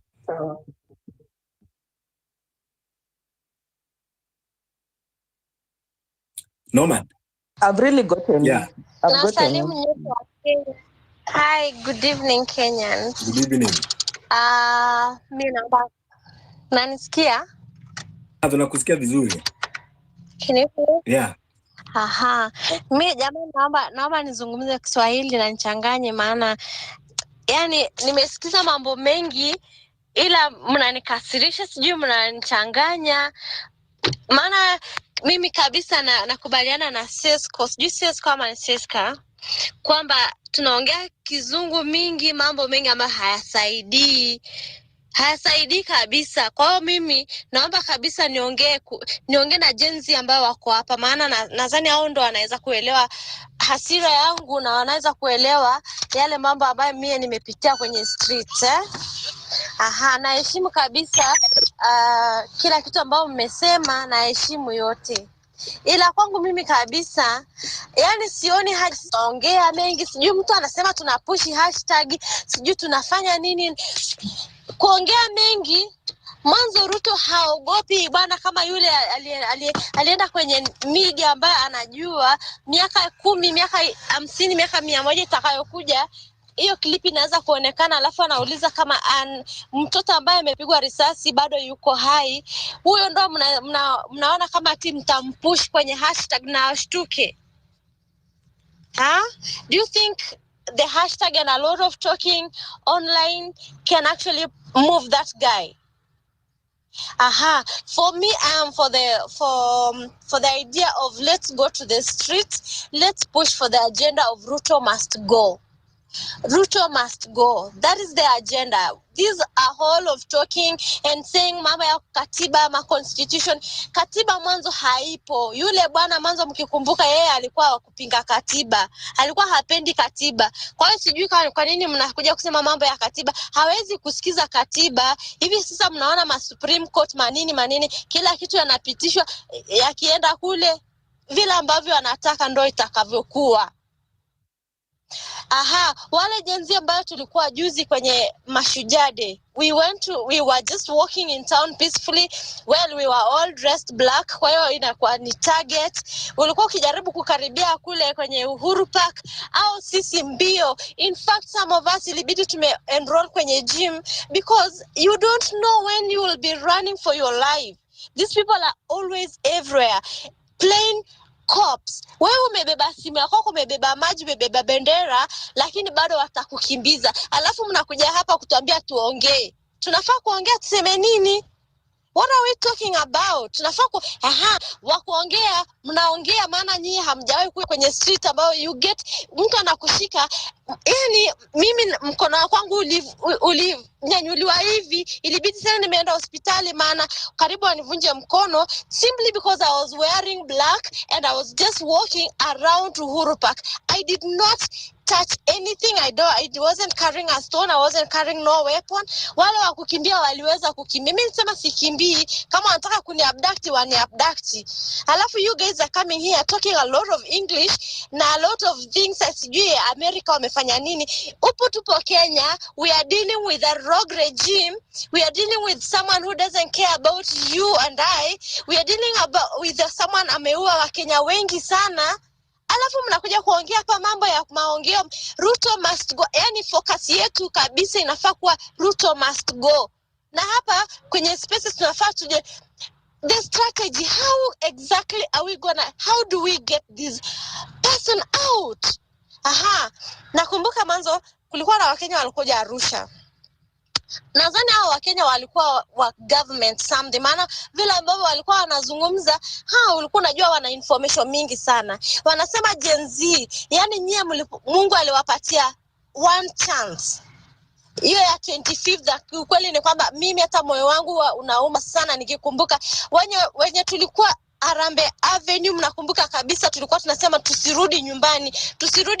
Ila kuna wengine walikuwa wanasema tumeambiwa turudi, the rogue police are coming, nini. Ilikuwa kabisa Gen Z tulikuwa tumeamua haturudi. Sijui wale ambao walianza kupushi hashtag go home, sijui go home nini. Hao ndio walitukosea sana. Mwenyezi Mungu alitupa chance moja na ambaye basi tulifambo iliisha hivyo, lakini we can make it happen. Lakini hatuwezi ku make it happen kama tunakuja hapa kwenye spaces na vitu ambavyo tunakuja kuongea kizungu mingi na hamna kitu ambacho tunaongea maana. Yani mimi kabisa naongea na Gen Z ambaye amekuwa kwenye ground na mimi, wale ambao juzi tulikimbizwa sana. Ilikuwa hatujakosea mtu. Kwenye CBD tulikuwa tunarushiwa tear gas. Nakumbuka mama mboga jamani alisimama akaambia hao polisi wataneni na watoto.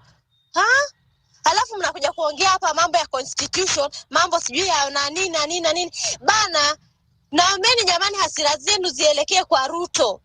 Hao wengine wa baba wanaona ambao unawaona kule kwenye parliament ambao hao akili zao si timamu, maana zinatumiwa na yule dictator. Kiukweli kama kabisa umeona nyie ni wa Kenya, si amna mtu anafaa kuambia mnaona zenu.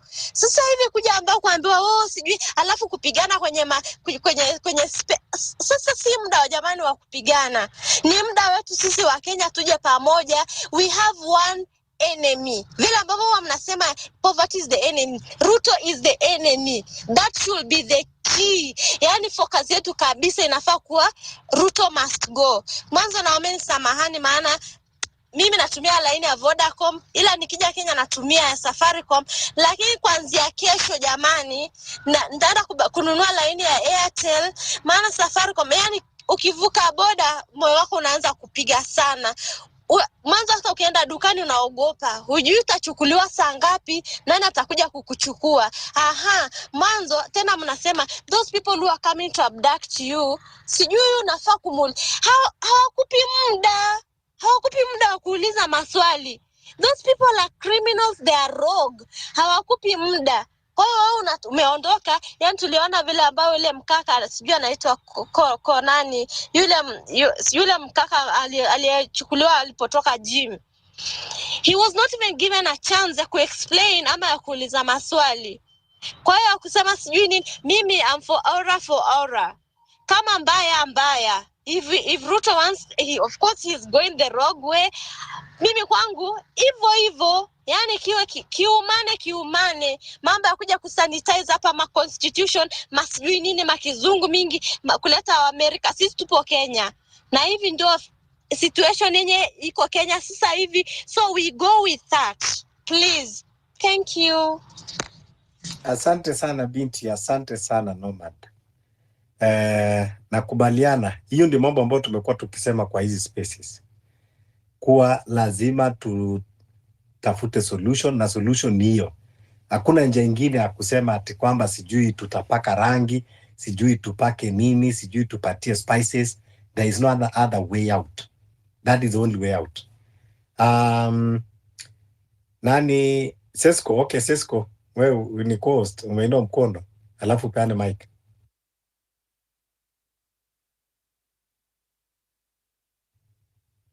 Okay, wacha tuende kwa Maumau basi.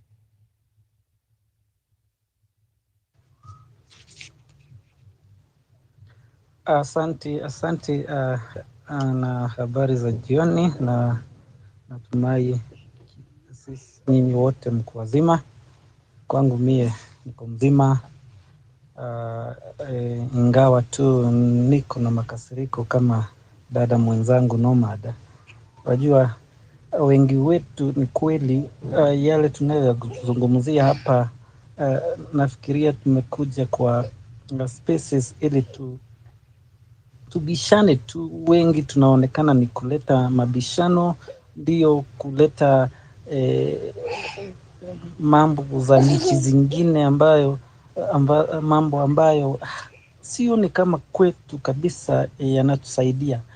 I would like to say this, hata kama watu wamesema tusiongee vizungu mingi, ndivyo vizungu na makatiba ambazo hazitusaidii sisi, sio za maana kwetu. Kweli tulienda shule ili tuweze kuzungumza na katiba iliwekwa hapo ili kulida Wakenya na kulida mwananchi yeyote, hata kama ni wa kutoka nje anapoingia nchini. Lakini wajua,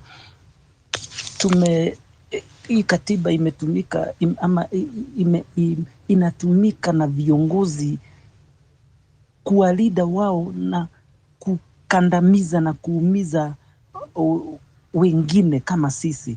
You know, what we are looking at is somebody who is a narcissist, mtu ambaye hasikii.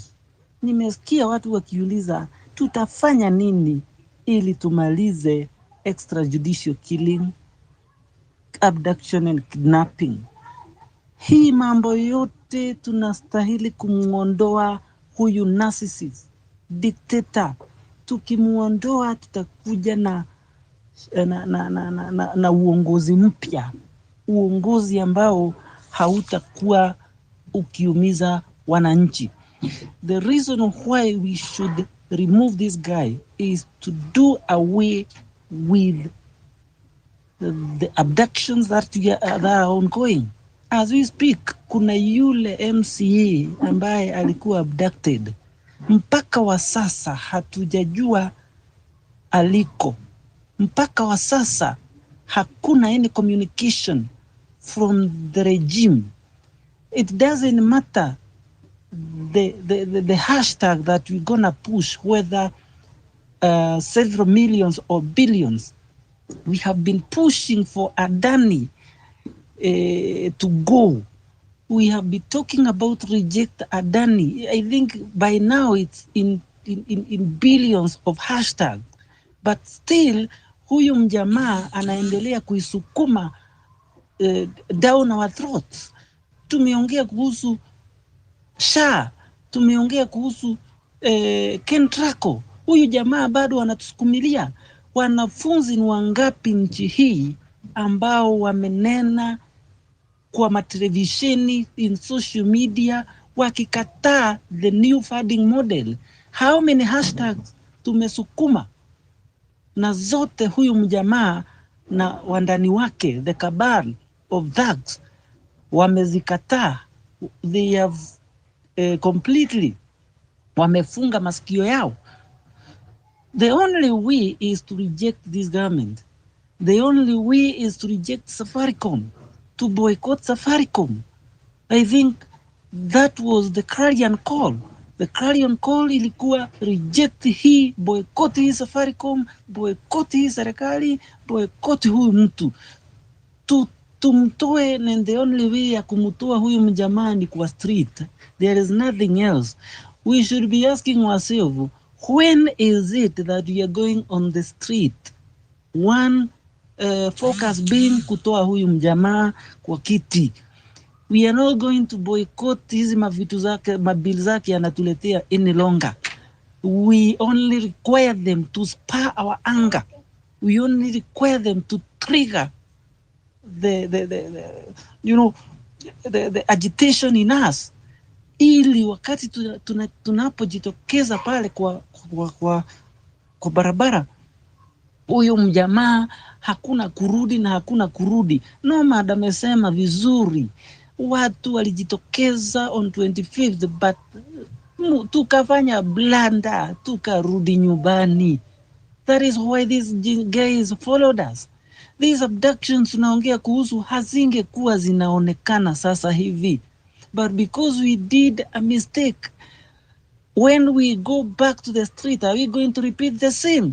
Instead ya kubishana hapa, tungekuwa tunaambiana, because we are waiting for the opportune time. When are we going to get to the street? Once we go there and we occupy fully, are we going back homes again? No. Let us decide once and for all ya kwamba Sisi ajenda yetu ni huyu mjamaa atoke na watu wake wote mpaka hii. The moment huyu mjamaa ametoka, hata hao wabunge tunaongelelea hapa hawatakuwa washaenda tayari. The moment we occupied parliament walikuwa washatroka. Msituambie mambo ya katiba. The threshold of recalling this member of parliament is too high. Don't say that iko chini, my friend. Hawa watu lazima hizo signatures zipelekwe kwa IEBC. IEBC ni nani? IEBC ni huyu mjamaa. IEBC ni watu fulani hapo ambao watanunuliwa, na kama sio kununuliwa watawekewa mathreat. After threat they'll cede ground na watakubaliana na the dictator. Let me tell you, huyu mjamaa the only way ni aondoke, and can only do so constitutionally by us Kenyans invoking Article 1. Power belongs to the people, and we can take it directly. We can execute it directly. Once we get to the street, we are now invoking that article of the Constitution we so endear ourselves to, which is being mutilated, which is being misused by the current regime.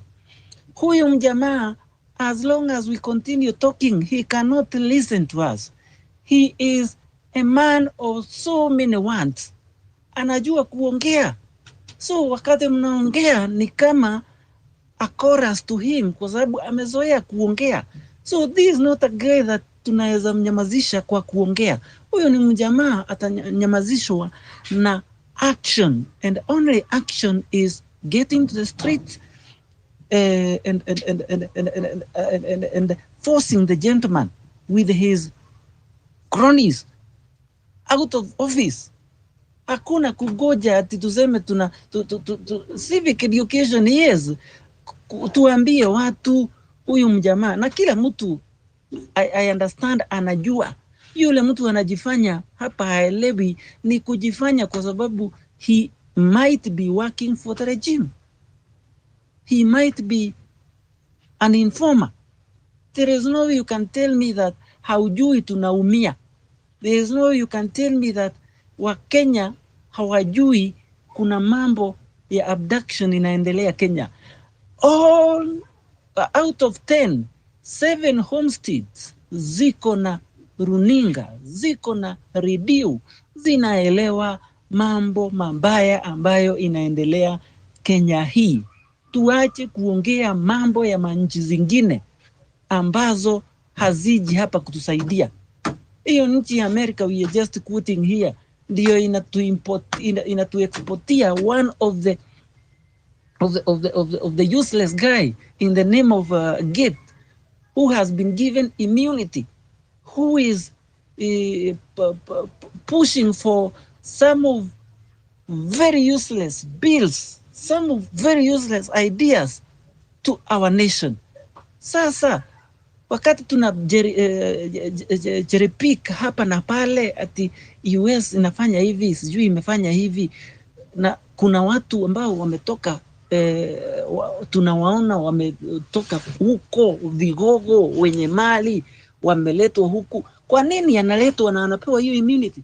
I believe analetwa kwa sababu ya kitu moja, aje atumie pesa zake kusaidia huyo mjamaa kukaa kwa hii kiti.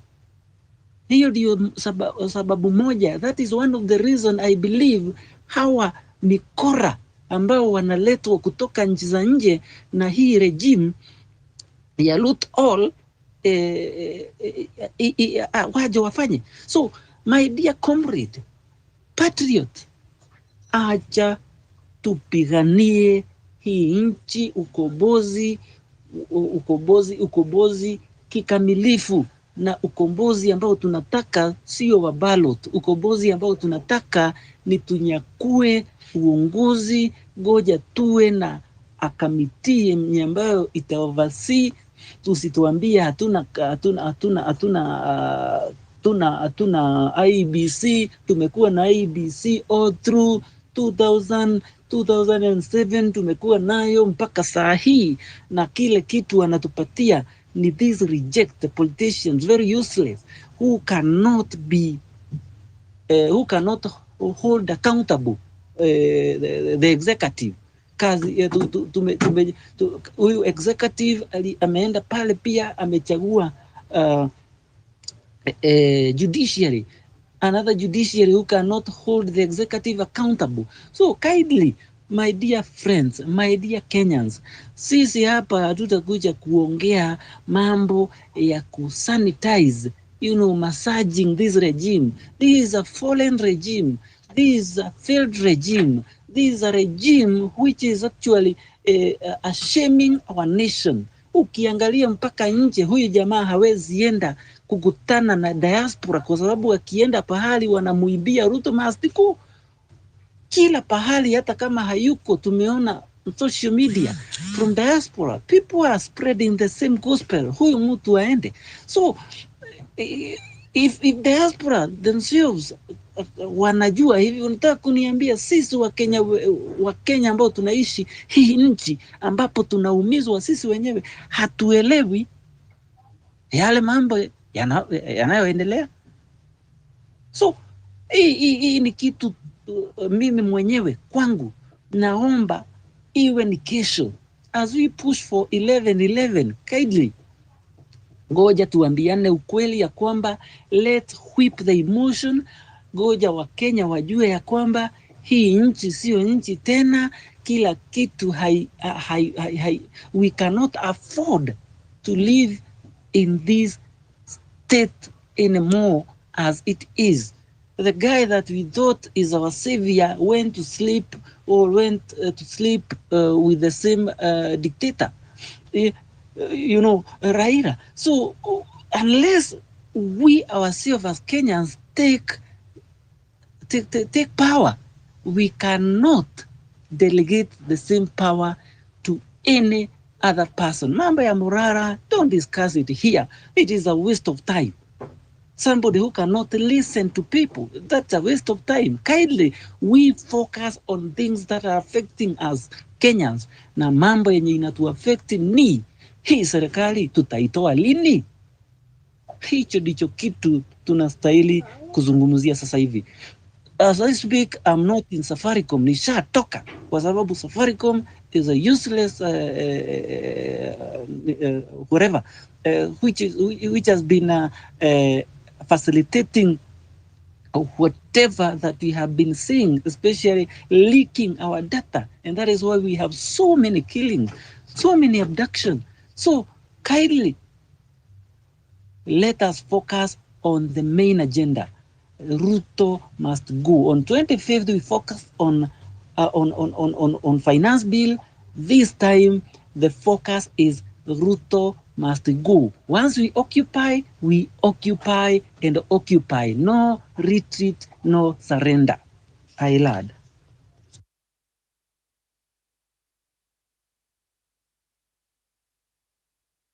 Asante sana. Wow, yes. No retreat, no surrender. That is the voice. So wacha tusikie kutoka kwa Checkstan, then tukuje kwa Kim and tuendelee. Yeah. Ruto must go. Mic check. Ruto must go. Mnanisikia? Yeah, Ruto must go, tunakusikia. So by the I think Kenya mimi naweza sema tu ni machache, like we as Kenyans before tufikie hawa wakubwa tunafaa pia sisi tuwe na umoja wetu, because kama sisi wenyewe hatuna umoja itakuwa ngumu sana kudeal na watu wenye wako kule, because adui akitaka kukumaliza anawatenganisha, pia anawapiga vizuri. I think Wakenya inafaa tuwe tu na umoja juu. Okay, hatuwezi kataa, because unajua one thing nilikuja kurealize like hata kukiannouncewa maandamano alafu makarao wa mwagwe There is no way mtu atafungua biashara mbele ya bunduki. So ikienda hivyo wiki mzima inatingiza nchi. Si lazima hata watu watokee. Hiyo design tu kumeannouncewa tu, like watu wanajua. So unaona tu makarao wakikuwa deployed hapo wajae. There is no way mtu atafanya shughuli zake. Hakuna. So hiyo inaumiza pia nchi ki-economy. So hata ikuangi must watu watokee. Hiyo tu announcement peke yake inafanya gava inashtuka kidogo, ina deploy makarao, watu wanakataa kwenda kazi, kuna kuwa tu hivyo nchi inanyamaza tu. But I think the only thing we as Kenya tunafaa tukue na kura. Tuwe na kura cause unajua wase wengi politicians hutuchezea akili sababu wanajuanga vijana wengi wa votingi. Kazi yao ni kusaidia ni kukampeni tunajua, lakini kuvote hatuvote. A day before siku ya kuvote utapata vijana kwa klabu wanajibamba. Mtu kesho umetei umesahau. Wale watu wanaenda kuvote ni mama, baba, wazee, mashosho ndio unawapata kwa line. Ama wale watu kuanzia tu miaka 45 kwenda juu. But ukianza hawa wadogo si wengi, percentage ndogo sana ya vijana ndio vote. Na si ndio tuko na kura mingi. So hapo upande wa vote inafaa wase wakuwe na vote. Alafu then another thing. Unajua siafu ikipanga laini, ukipatana na siafu imepanga laini, hauwezi jua mkubwa wa hiyo siafu ni mgani. Lakini zinaenda kumaanisha kuna ile ilikuwa ya kwanza, but hauwezi jua ni gani. The best way we can do ni kubonga nao wabunge. Unajua wabunge ndio kusema, acha niwaambie ukweli. Hata hizi fracas zinaendelea za sijui za Gachagua za nini, ni wabunge ndio wamesababisha history yote. Sasa ndio wanaharibu. Mimi nakwambia wachana na prezo wachana na yeye. Deal na hawa say juu hawa say wanakuja huku wa ground wanadanganya tu. Kujeni tunawapea unga. Unajua mwanasiasa ni mjanja sana kutumia ulimi yake. Juu hawa ndio wanatumwa kama tusiafu sasa. Ule mkubwa wako huko wachana na yeye. Hawa bunge ndio wanafaa washikwe mkono, wapelekwe mbio. Unajua kipewa pressure watarudi kwa ground vizuri na wajue hapa ni kunoma. So mse kama huyo hata shortcut haiwezi. Kuzu mse amenacha ufala ingine kubwa sana. Unaona kama sahi ameshika mzai. Venye tu alimshika hivi, nikajua tu what hapa imeenda. Na ni mjanja alicheza hiyo game. Ile day niliona mzaya akienda ile bezi ya Kware huko. Hapo ndio maandamano ilianza kuisha nguvu. Venye tu alitoka huko akapatana na Zakayo. Hapo ndio mambo ilitulia. So inatuonyesha nini? Vijana ndio walisare. Na huo msee ndio alisimamia. Tuseme alijaribu kuteka advantage pale na aliweza.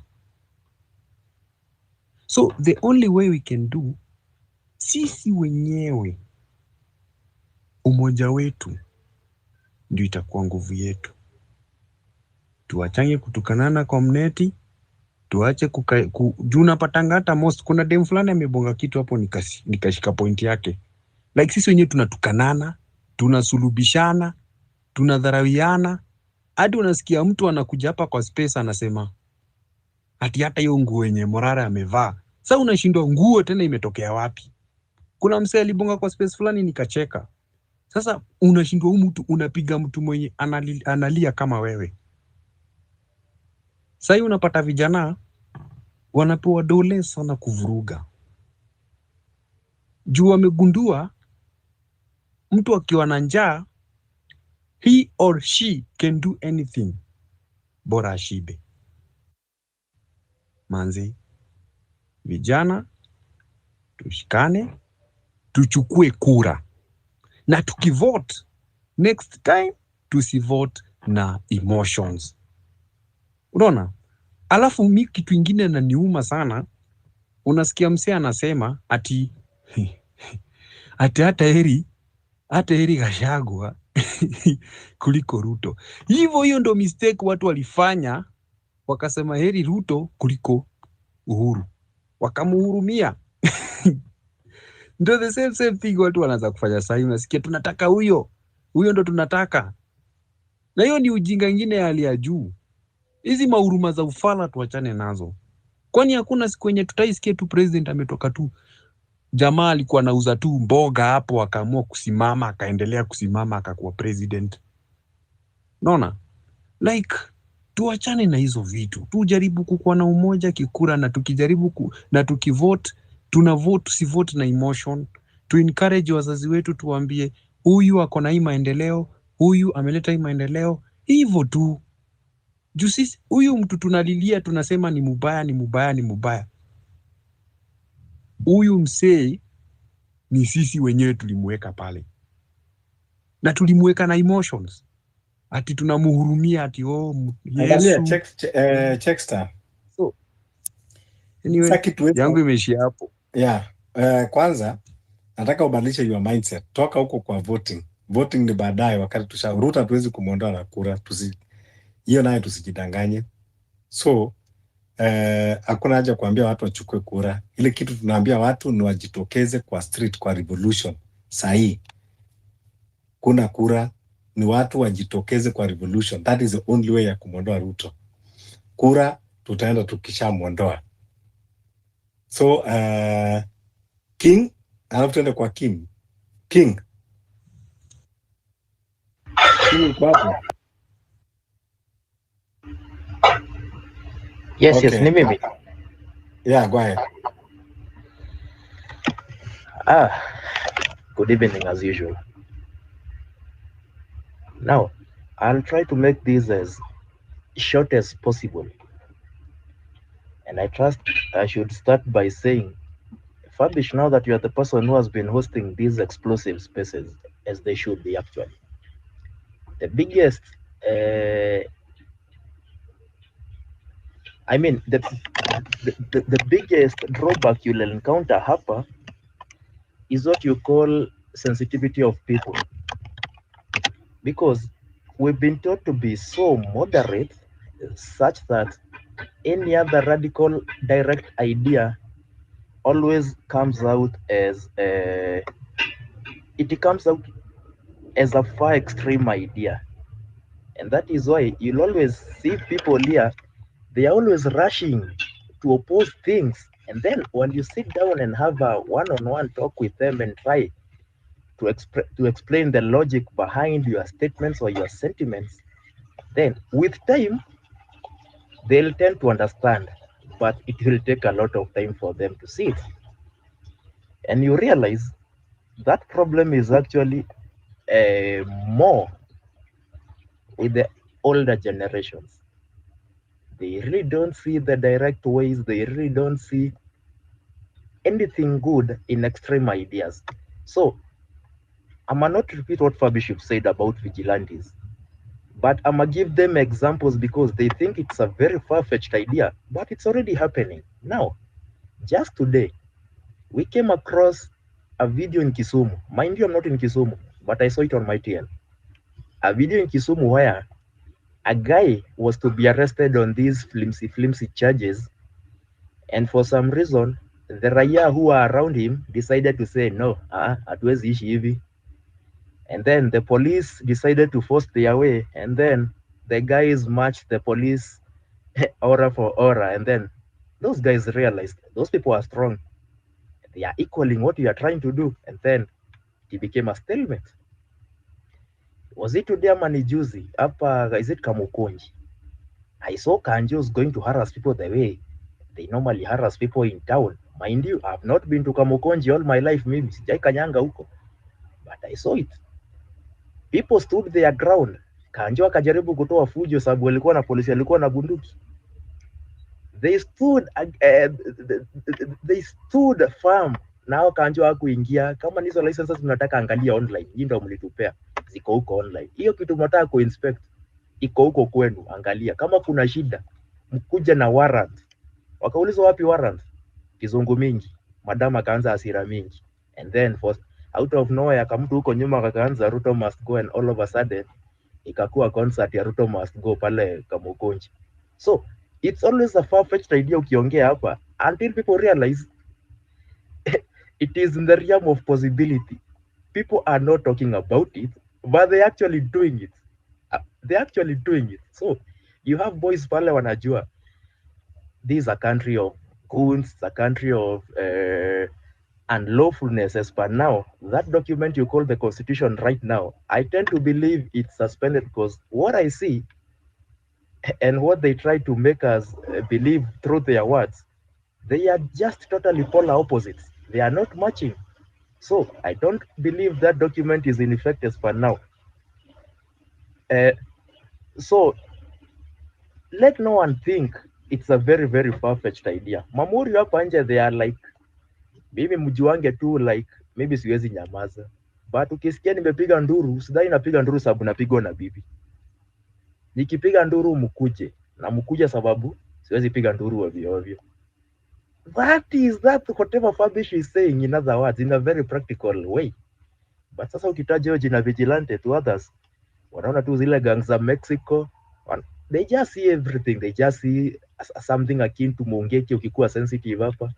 So some of these things people come to project hapa, they really talk more to the insecurities of a person and to their sensitivity as a people than to the idea or to the extremism of a statement. Because we always say a country of 50 million people, Fabish is bold enough to talk about it. Others won't talk about it, but they'll be doing it. And you have to realize you cannot police morality. There is nothing in this world you can do about it. Even nikiamua nitafanya kenye nitafanya, there is nothing Fabish can do about it. That is why I loved that sentiment ililetwa hapa na, who was that? There was a lady who spoke in a lot of Swahili. And she quoted that 25th thing, and some people who decided to become the prefects of the people. Yeah. You came out, you went from your houses, mulikuwa leaderless, partyless, sijui ni nini hizo males mingi.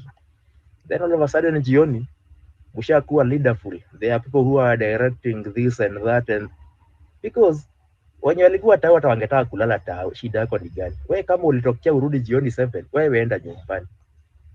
But if you go that extra step now, you start pushing those hashtags on the push. My mind always tells me, whether you like it or not, you did the government's bidding on that day. Whether knowingly or unknowingly, like it is it. You don't try to police people. If people are united for a cause, mkutane huko street, wewe waache. Let them do what they are doing. You don't try to tell people, usifanya hivi, ujui ni kwa nini anafanya hivyo. There are things you encounter in this life. Hata kama ulikuwa a moderate person, you automatically become an extremist, because you realize hiyo ingine tunasema ni kizungu mingi, it is a very, very long way of solving a very, very small problem. Without advocating for it, I'll try to define patriotism hapa without going into the dictionary definition of it. If you look at it in a very practical way, it is that unbowed love for the country, for the constitution, and for the rule of law. But you'll come to realize how the world functions. It functions in a very, let me call it, weird manner, for lack of a better word. You'll come to realize the most patriotic people are the people who are willing to do the most extremist things to defend their patriotism. So you'll find your democracy under threat. The people who are threatening your democracy are not playing by that document you call the Constitution. At times, you will really look into solutions, discuss a lot of them, go eliminating one by one. Let's try the courts. The courts are frustrating you, or they're in someone's pockets. Let's try a community policing. Let's try this. And then if push comes to shove, it will become very clear in people's minds that you need to go in some route you never thought you would go just to have a country called Kenya tomorrow. that does not make you any less of a patriot, actually. You have to realize, for you to defend that thing you call patriotism, it will it will force you to shift and go to the oppressor's playbook, but now you take it to the extreme so that you can bring him back towards constitutionalism. It has happened in countries. So this sensitivity of people in spaces, whenever mtu wanna make comments, and then you feel like, no, you need to be a moderate. No, let them make their own comments, but kama una feel uko satisfied, question them with logic. Let them explain exactly situation ikifika hapa, what are you advocating for? There is a risk of this and this. What are you advocating for? But you don't just come here with your moderation ideas, shoving it down our throats, and then you make it look like it's the best idea of all. No, no, no, no, no. We cannot have that. That is why in Fabricious spaces, I rarely make submissions around here because I might be repeating a lot of what the host is saying. So I spend a lot of time asking questions to what you may call lukewarm sentiments. Mtu anataka kufence it, uko hapa na uko hapa, uko hapa na uko hapa. An example is one. You cannot be talking about civic education and talking about streets at the same time. One has to go out of the playbook. I am not really here to tell you which is which, but if you try speak around both at the same time, you are the Kalonzo of our generation. You are the Fensita hapa kwa hii space. I learned.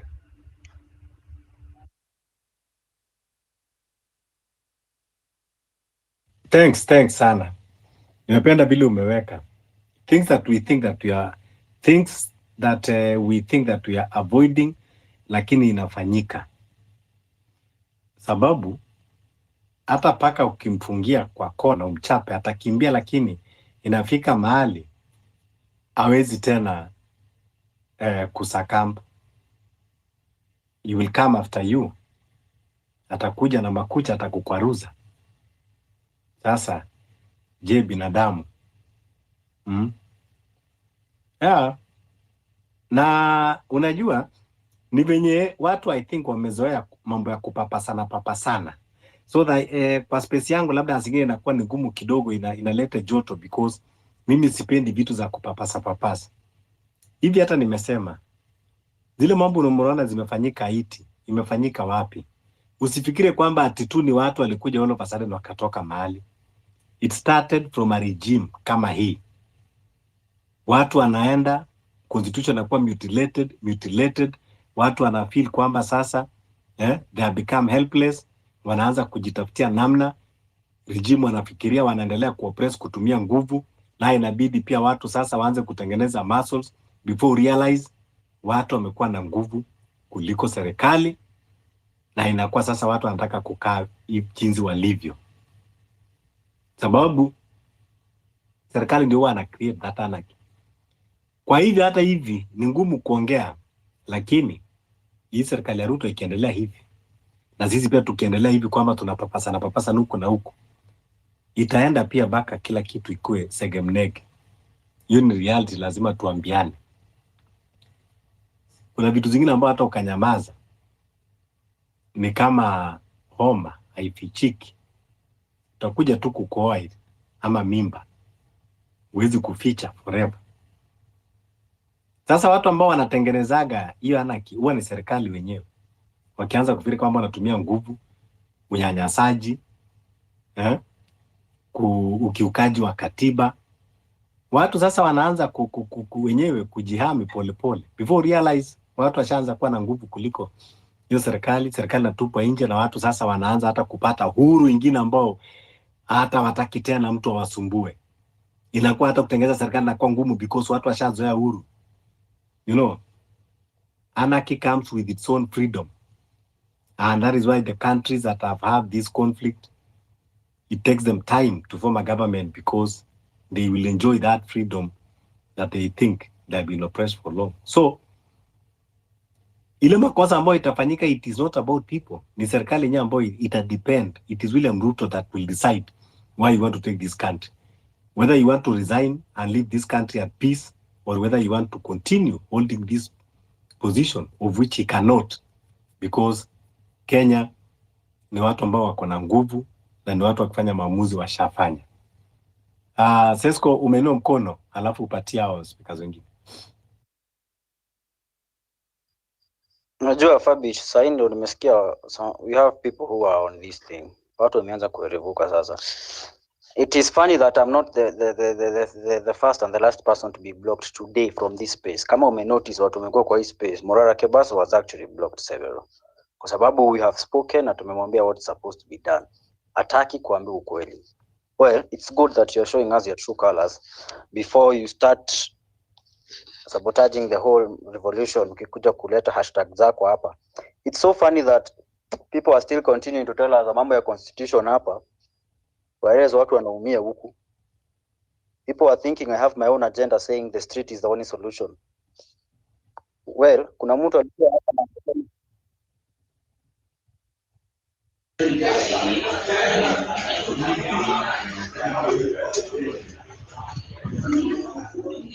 Hello. Yo. Seko ushamaliza? No, can you please mute the mic? Kindly mute the mic. I don't know. Okay, nilikuwa nawaambia Safaricom, these people they have been working with the government of Kenya, hii serikali ya Ruto.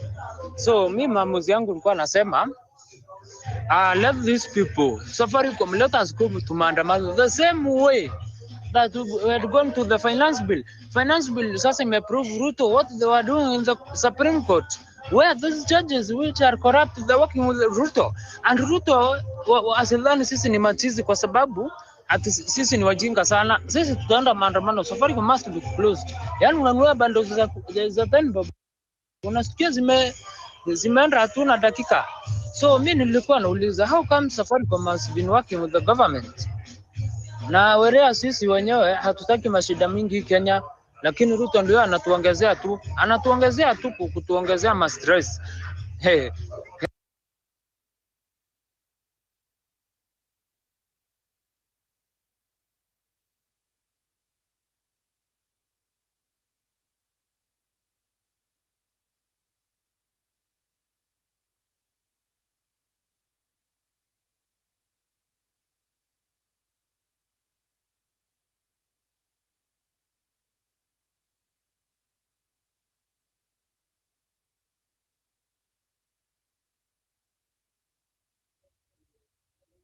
Fabish, kama mnanisikia nipeeni 100. Unajua tumekuwa distracted na huu speaker.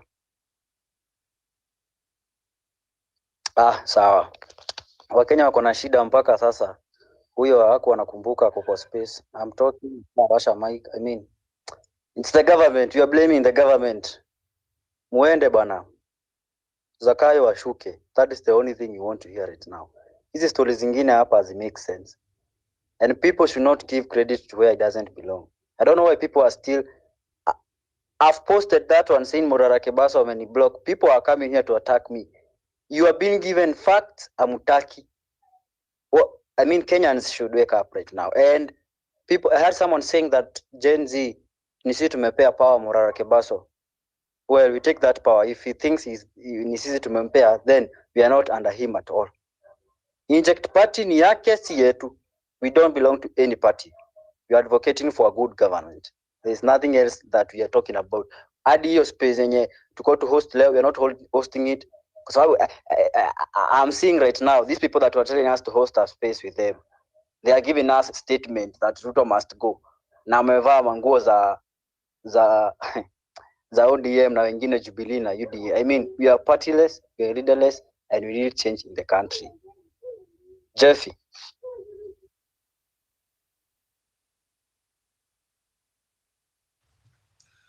Good evening, Sesko and Fabish. I hope I'm audible. And thank you for the space. I want to begin by saying that if we could be a little gracious with each other and be able to accommodate each other's submissions, It's not very hard, really, at the end of the day, to notice a mall or to realize that someone has been sold out. I mean, if there's a sellout amongst us, it's been happening and we've been seeing that. But we are saying that we need all hands on deck. We need as much and as many people on board. And how we do that, mostly it is through conviction and persuasion. We are talking about abductions and the killings that are happening. And we have seen the government distance themselves from these abductions, the National Police Service, the DCI. But you and I know that these are not terrorists, as we may want to, believe. Because if that then is the case, it begs the question, has this nation, has the government failed to provide security? That guy is still back. Has it then failed to provide security to its own citizens, for which things they took an oath to protect the right to life?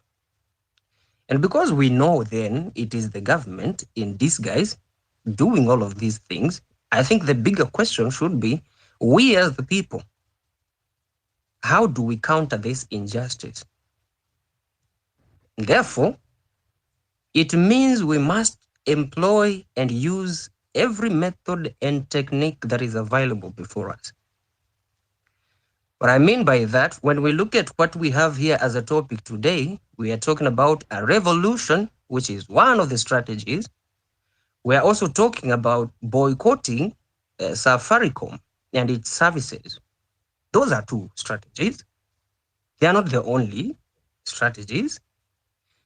There is civil disobedience when you say we want to boycott Safaricom because it has breached the data policy by giving our details to the government, giving our locations away, and aiding these abductions and the impunity and the killings that we see. Now, when we talk about the revolution of 11/11, how can we have it more organic? And how can we have it more planned? Because I also feel sometimes we have like around 11, 12 days to go before this maandamano zenye tunaongelelea. And I'm speaking as one who has been on the streets as recently as the 20th. Wakati tulikuwa tunaenda Uhuru Park. I was there. And we were very few of us. And I said here, I think yesterday, tulikuwa tunajipata kwa crowds kidogo sana za watu 40, 50, 30. Tunatupiwa tear gas canister moja inatutawanya sisi wote. Now, here's the thing for me. What we are doing right now, you may want to call it another name, but we are disseminating information to the people. And that, for me, I think goes a long way into bringing many people, on board, so that when we say we are going to the streets, we have the numbers. The numbers that we had on the 25th of June, because it is only in those numbers that we can overwhelm the police and overwhelm the government. It is doable. We have seen it happen. But how then does it happen if so many people, after this broad-based government came into power, and I'm talking out of experience, I have listened not to just old men, young people reasoning like sycophants because Raila amesema kitu hivyo ndo inafaa kukua. What is lacking there? It is information. Because just before that 25th, Raila alikuwa pande ingine. And all of those guys who are pro-Raila at that moment, most of them were with us on the streets. Tukiambia Raila weka nyumbani. And somehow this movement got compromised in terms of our numbers when Raila joined camp. You know, this is the kind of things that we are dealing with. That's why we need to re-strategize. Tutatoa aje kwa akili za watu hii politics ya mtu fulani amesema. JV, tumekuwa hapa for almost yes. 8 hours na mimi sitaki tukaa hapa tukisema mambo ya 25th. Mambo ya 25th ilipita na tushatoka huko. Kule tunaelekea, ngoja tu ninakupatia nafasi. If you allow me, let me just submit and then nakupatia nafasi. Okay. So, okay. What I'm saying is hizi zetu zenye tunapanga na tunapanga tutatokea hata hivi. Pole kidogo, nafikiri tuelewane. Ngoja kwanza nikwambie. So tunahitaji tuache kudwell sijui vile tulifanyaga 25th. No, we can have even a better one kuliko 25th kula ambao tunaenda mbele. So wakati tunaongea from now, let us focus on 11/11 and going forward. This mambo ya kusema tulifanyaje June, tulifanyaje hii, these are distractors. These are kind of discussion that we don't need to dwell on them. We are starting a new revolution. Mambo ya 25th either tujue vile tulifanya hiyo ilipita. Tukienda kama tunasema 11/11, it is not a must kwamba 11/11 na ikuwe kama 25th. But tupange vile tunajitokeza, we build momentum. So go ahead from there. Fair enough. You've guided me, but actually we are speaking the same language. Ni wewe labda hujanielewa vizuri. But my point is, when tukizipatiana muda sana hivi, we are actually giving the government a time and opportunity to strategize vile tutaenda kupatana na wao hapo. My plea is, if we had so many of us on board, imagine hata kushikwa kwa Maverick Aoko, that following very day tungesema tu hapa tuende kwa streets. If we were really organic, imagine sote tungekuwa kwa street that organic.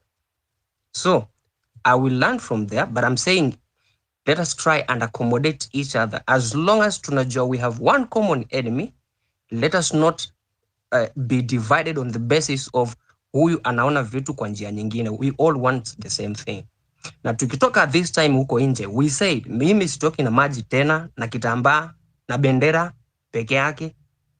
And when we want to talk about strategy, we cannot do it here to publish it before the government. We need something that is private, hata kama ni ya WhatsApp group, tuseme ni nani anatokea na tunatoka na nini, ni nani ako Kenya na nani hayuko Kenya, na mwenye hayuko Kenya anaweza ka contribute vipi for the success of that demonstration on that particular day.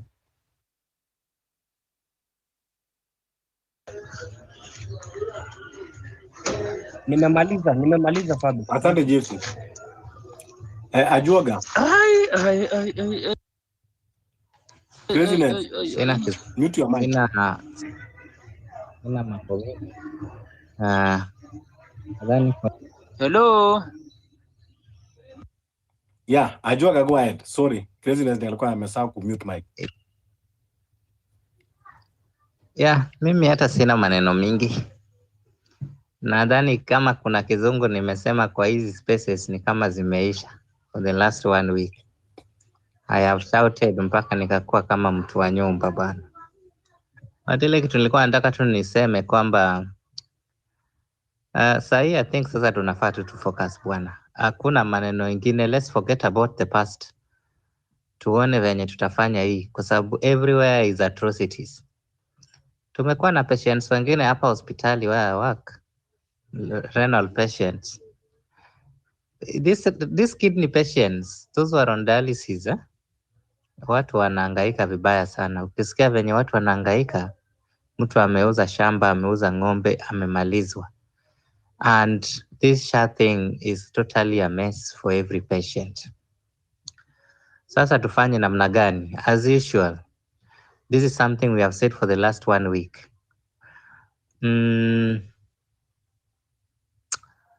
I think now, sasa, what we will do, 11/11 is here.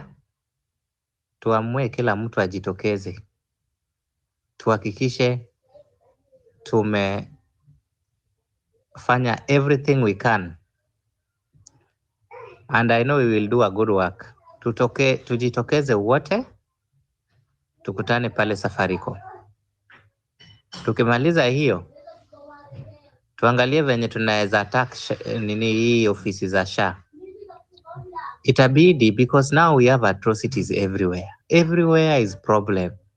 Kila mahali kuna shida, and they are touching on basic human necessities. You know, like now Safaricom has been used entirely to abduct young people for a long time. And it is only coming to the public attention when things are now out of hand. So I think what needs to be done moving forward, we also need to be very pragmatic. When we say what we do, because let me tell you one thing, and I've always insisted on this. Kwani wewe unafikiria Ruto ajui that all these atrocities is the one doing? The guy is on a mission. Huyo mwanaume is on a mission. Huyo mtu ako kwa mission yake, na mjue watu wauliwe kiasi gani. The gentleman had declared he is on a mission, na hiyo mission yake si kidogo. Hizi zenye mnasema za ndani ni za juujuu tu. Ruto is ruthless. Ruto is very ruthless. And now we have our healthcare system pale. Hiyo SHA is not working. By the way, SHA is a total scam in its entirety. So we need to deal with Safaricom ruthlessly on 11th and leave that whole compound, everything completely destroyed. All staff chased and all food eaten. That is the worst form of inhumanity according to core humanitarian standards. Mutani same kidogo nirudi kule penye nilikuwa kwa NGOs kidogo. Is releasing private data. Hiyo hata hiyo UN yenye na support hii Kenya, all those humanitarian actors, they know they cannot release personal data. It is a contravention of our local laws and international jurisdictions. Safaricom has done a treasonous act for a long time. There is no way young children are getting abducted. I'm creating a rage. I'm creating a context for you to be able to know how your data is key.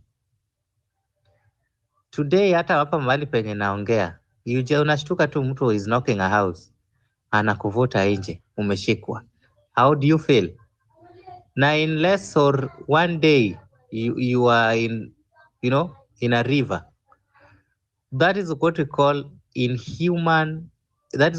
human atrocity that is caused by a private company that does not have immunity in a country, that does not have all the powers that you as a citizen has. So we also need to know what we are getting into.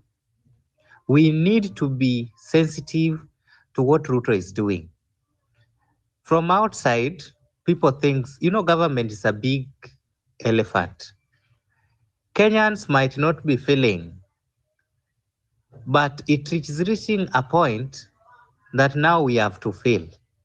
Like this season we are in is when Kenyans are now feeling that things are not working. So on that note, mimi ile tu ni kuambia tusiongee maneno mingi. Tusiseme tulifanya zile za wakati ule na tufanye hivi. No, that is a sound of a coward.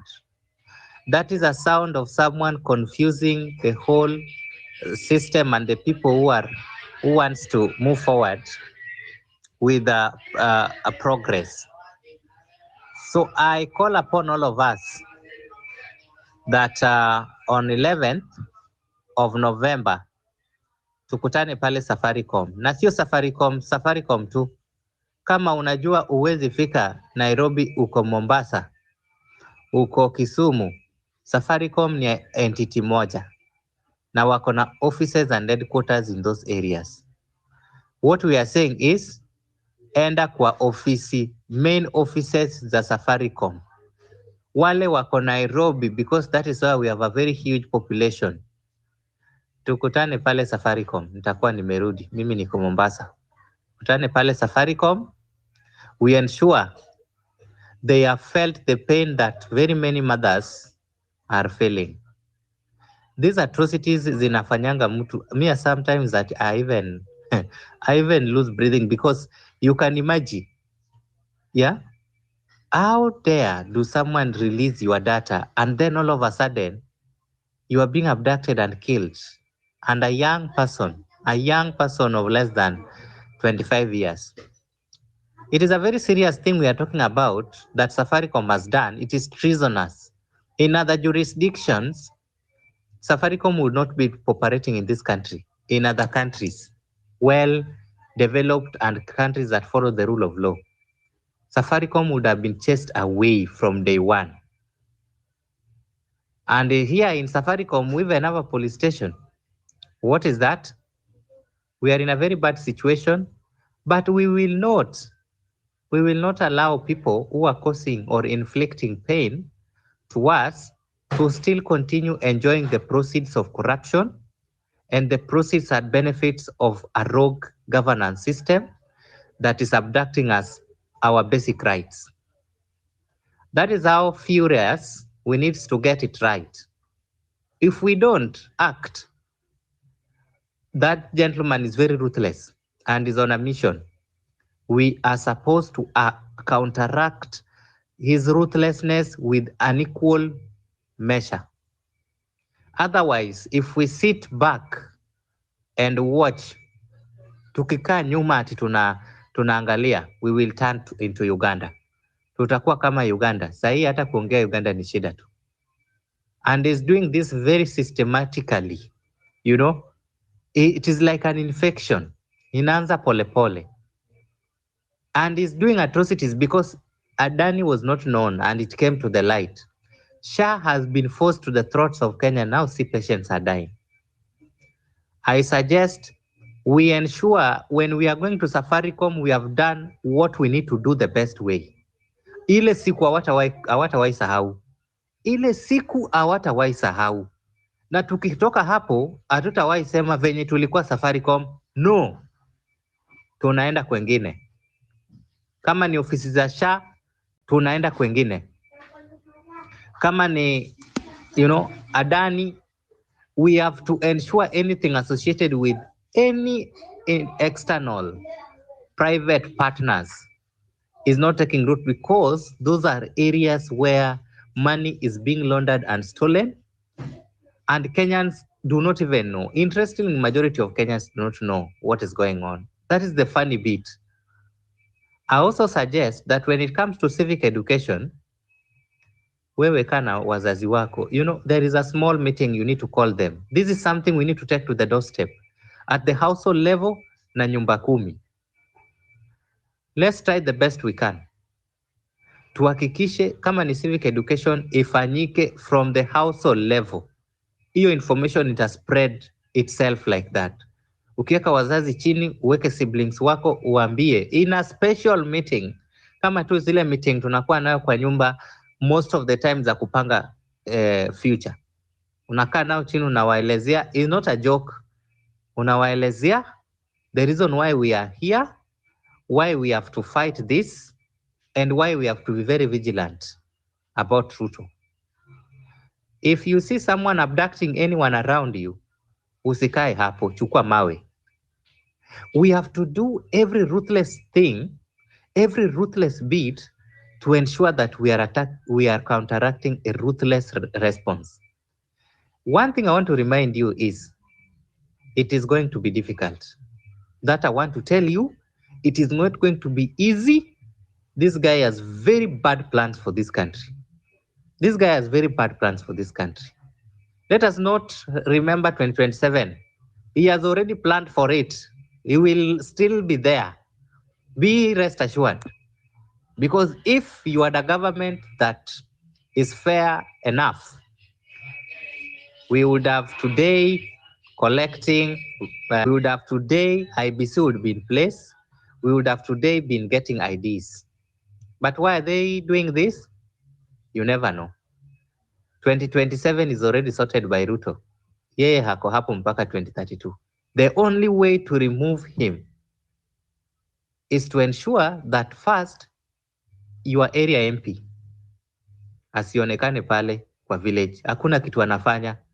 They are the reasons why we are here in space. What they need or they ought to have talked about ndio imetuleta hapa. They are supporting a rogue system, and almost 90% of them are supporting this system. You don't need to see your area MP in your area. Our target should be very ruthless, guys. It is not a joke. We should be very, very ruthless. Many people say, and I hear people saying that, oh, what will the MPs change? What will be the benefit of MPs going home? Wewe. Do you know huyo member of parliament ndiye anafanya Ruto is breathing? When that guy is at home, where is Ruto? Which power does Ruto have without National Assembly? Ni power gani? Because it is the same National Assembly allocating funds for current expenditures, for loans, kila kitu. Ni hiyo government, huyo MP wako. Let us be objective, but let's focus and hit what we need to hit when we plan to hit. Sahi we are planning of going to Safaricom. It is not a laughing matter. Today, it is the other person. It is a Maverick, or it is Mwangi. Tomorrow, it is me. Kesho kutwa ni wewe. Until ushikwe nao watu, ama utimiwe hizi messages wanatutumia hapa kwa inbox, ndio utajua things are not right. We need to take action, and we need to be very, very decisive in what we are doing. We are not children, and this generation, people have learned. What we are informed, we know what we need to do, and we need to be sensitive. We need to be very sensitive. We have a system here. The person sitting on this system is Ruto, is our number one enemy. Where does he feed from? From our members of parliament, from private sectors, Safaricom, Adani. These should be our enemies, number one.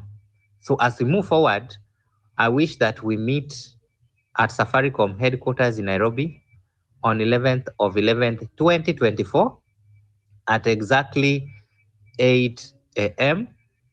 na tukue pale tafadhali. Tukisema tukue pale, tusiongee hapa kwa space na tukose kuenda. It always bring a lot.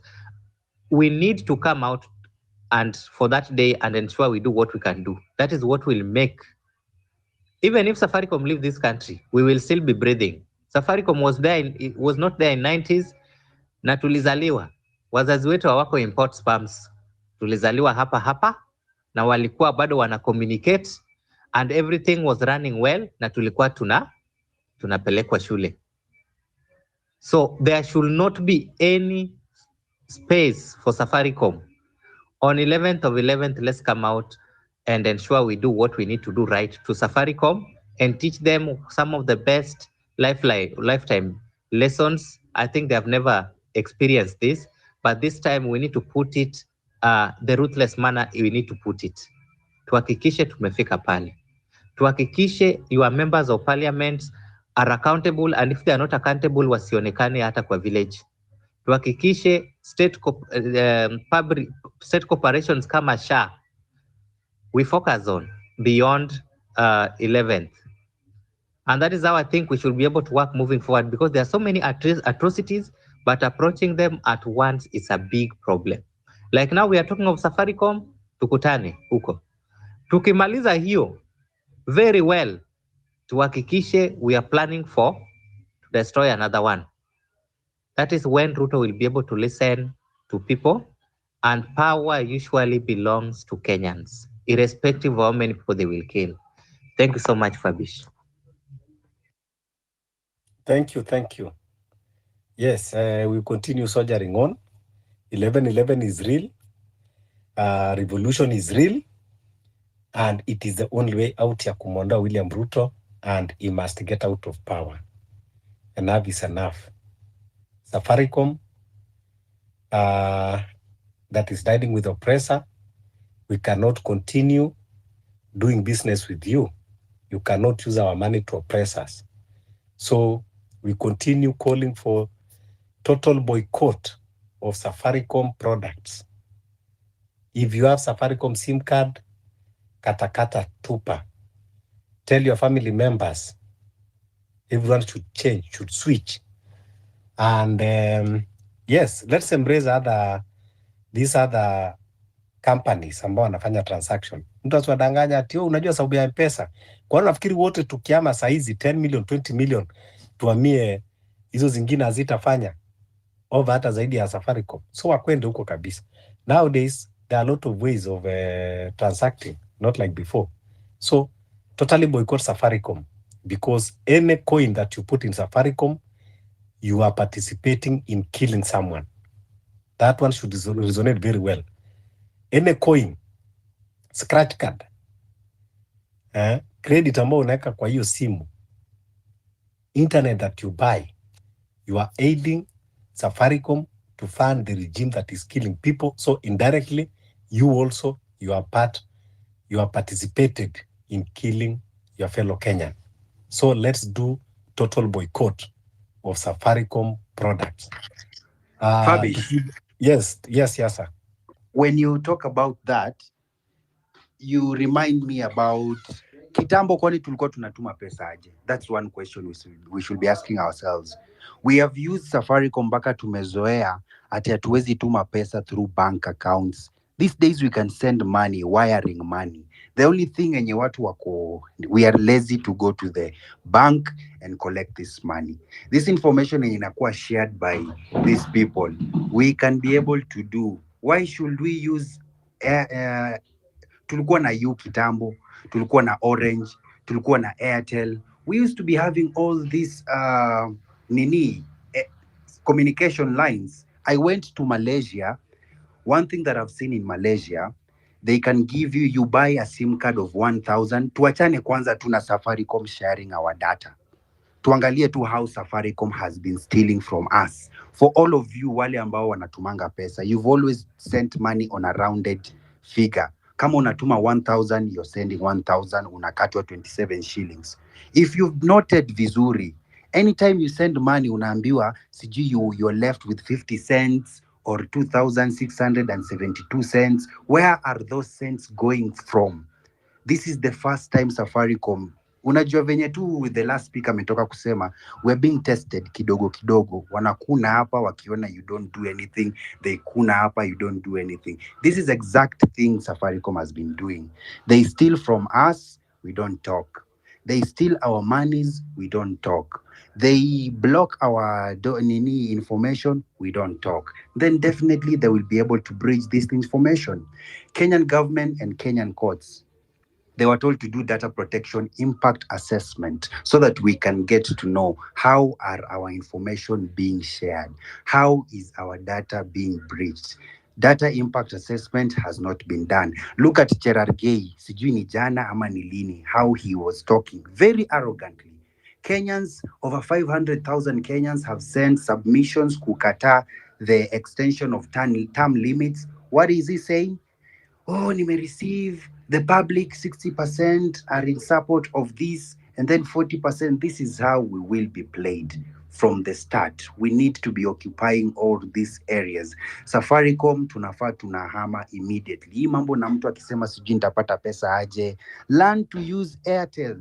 Sasa zile ukiachwa na dem, you will go under depression, but at the end of the day, you will come back as a grown-up. You will now have to reflect. You won't go to the same person who's hurt you. You cannot say, Ati, this is the only way. Let's use cash. Let's use other means. Let's use banks which are able. Let's not say that Safaricom is the only means of communication. Nilikuwa nimalizie hii ya Malaysia. Malaysia, 1,000 shilling, you're getting unlimited data bundles. 1,000 shillings, you're getting unlimited calls. For how long? For 3 months. You're 1,000. When it comes to water, when it comes to fuel yao, they buy at 64 shillings per liter. What is wrong with our Kenyan government? What is wrong with us? Look at the way the president is just brushing things off. Anatuambia by next year we're going to have 20,000 teachers. Aya, we've been lied by Alfred Mutua, who's telling us kuna makazi Dubai. Did we vote for this regime to go and look for our job opportunities outside the country? Did we vote for this opportunity so that we can be able our rights to be diminished? We didn't vote for this government to come and treat us like this. So no waiting for 2027. It's upon us. And I'd like to say, Fabish na wasee wale ambao you are able. Civic education is very important because yesterday's tweet, tukizungumza kwa space yesterday, there was a lot of let's do revolution, let's not think about civic education. Lakini Fabish, I was reflecting today, but civic education is important because even that president whom we will vote in, the members of the public needs to understand their rights. That is how you can be able to hold someone accountable. Because tutatoa Ruto, hatuna civic education, people are not learned, people don't know the rights of an MP, people don't know their rights as for picketing. Like right now, we don't even know the rights that we have. Tunatritiwa kama Uganda. Actually, Museveni is a mentor to huyu Ruto.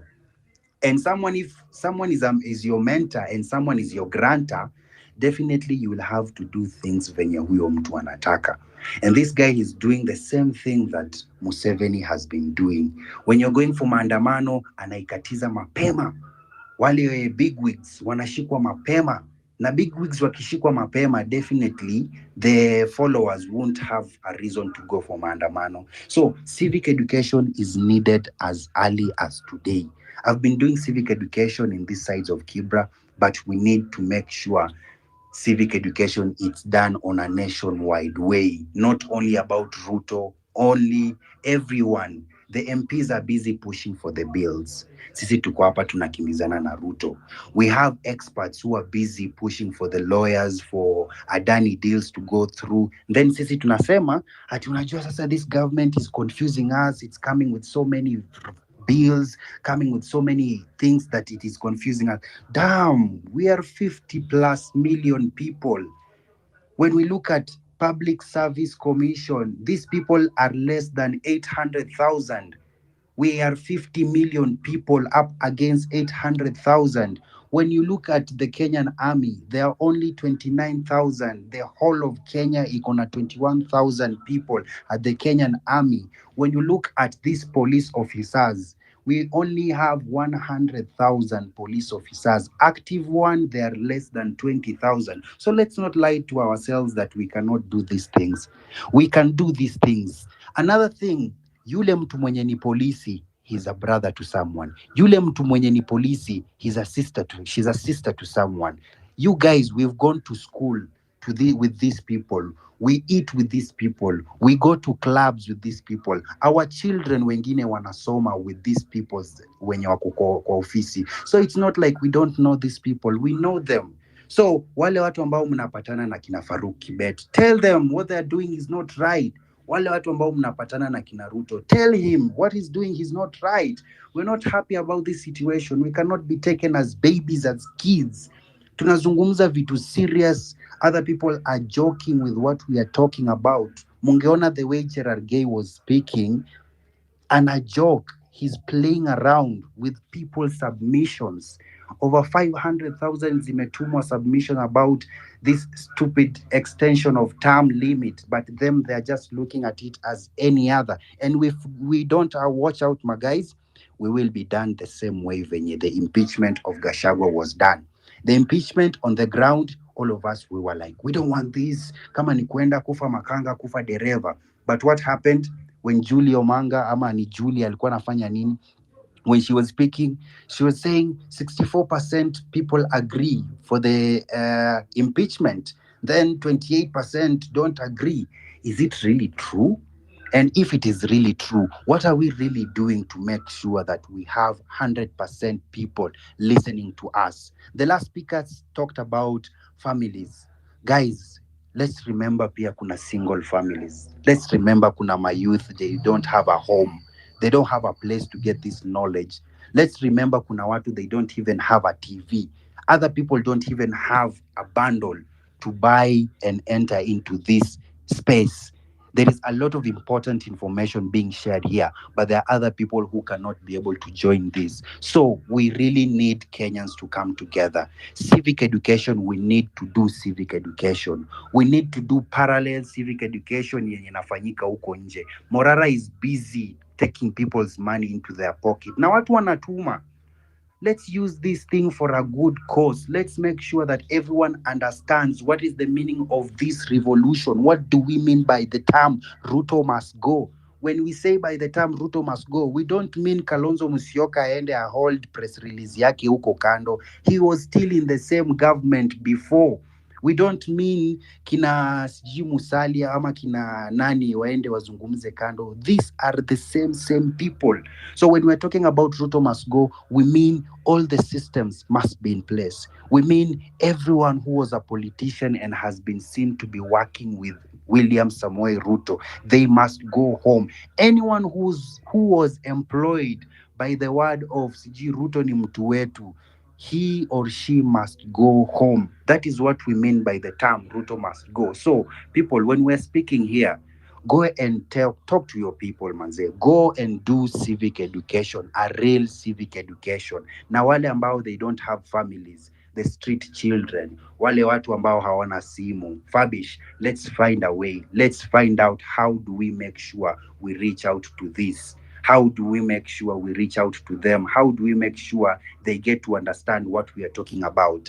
This thing has been there and this thing has never stopped. Personally, me, I'm affected directly. My mom was arrested by the Moise era during the Nyayo House torture. Close to all of my family were arrested. Some were killed. So when I speak to a very painful way, nikiangalia the way people are getting abducted, the way people are getting lost, the way Kenyans tunaanza tu kusema sasa tutafanya nini? Tumeacha this issue na hii kupigana. It looks like ni kama a Mount Kenya thing. Ni kama watu ya Murima ndo wameumia peke yake. Guys, we are getting hurt, all of us. For those who don't know, Finance Bill 2024 is working in East Africa. We might say ilivunjika huku, but enda Unilever, enda Bidco are implementing the Finance Bill 2024. So what are we doing, guys? The courts ndo hiyo isha sema ya 2023, it was okay. Did we go to die for these people? Some of us are hiding. We're always looking at options. How can I switch off my phone? How can I speak venye sitasemwa? But we won't be speaking like this forever. So Kenyans, let's wake up. I expect this tweet. Sahi venye hii ni siku ya 4 ya 5, we are supposed to be having 100+ people, 1,000 people listening to this, so that when we are speaking, we all know that we have numbers, we have people. But definitely, Rome was not built in one day, and definitely we cannot build Kenya in one day. Lakini, let's not say tunangoja siku. Hiyo siku ndio siku gani? Let's not wait until the issues yenye ya Safaricom, leaking of information has been there for long. Were we really waiting up to jana ndio tuanze kusikia Safaricom has been leaking our information? No. Are we really waiting mpaka the time the judge will say Adani is constitutional so that we go to the streets? No. Are we really waiting mpaka IBC ikose kuformiwa ama Ruto akuje na watu wake so that we say we are not interested with this? These are the things that we need to be asking ourselves. Kuna watoto sahi, they've not registered for KC, hata nimeshindwa ndaita aje, lakini let me call it KCPE or KCSE. There are kids who've registered. You've seen them on social media. You've seen them on Citizen TV, on these other TV stations. They are working, they are talking. Wanasema sisi tumekuja kufanya exam lakini majina zetu haziko hapo. Who are these people? These are people whom internet imewapata. What about those people wenye hawana access to internet? What about those people wenye hawawezi patikaniwa? We have so many people ambao hawajaenda shule. When we are talking about free education, do we really have a free education? Mi nakumbuka niliposoma during regime ya Kibaki, free education was free.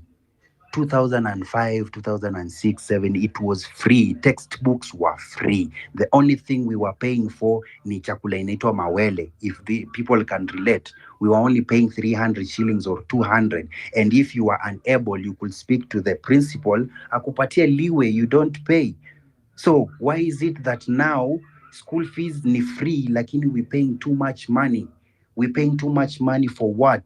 Ndio hiyo sasa tunaambiwa how PPP, I don't even know what is the name of that, how important it is. Ruto is telling us, I am not a madman when I tell you we are not selling our airport. But on the other hand, tena he's there cleansing. He's there talking good about how Adani is. We have our old guy Raila Amolo Odinga, he's been doing nothing. Yeye amekuja tu kuangalia efforts zake, yeye amekuja tu kuangalia what do I benefit, how do I gain ground, how do I manipulate these people. So tuna change fikra za hawa watu waje.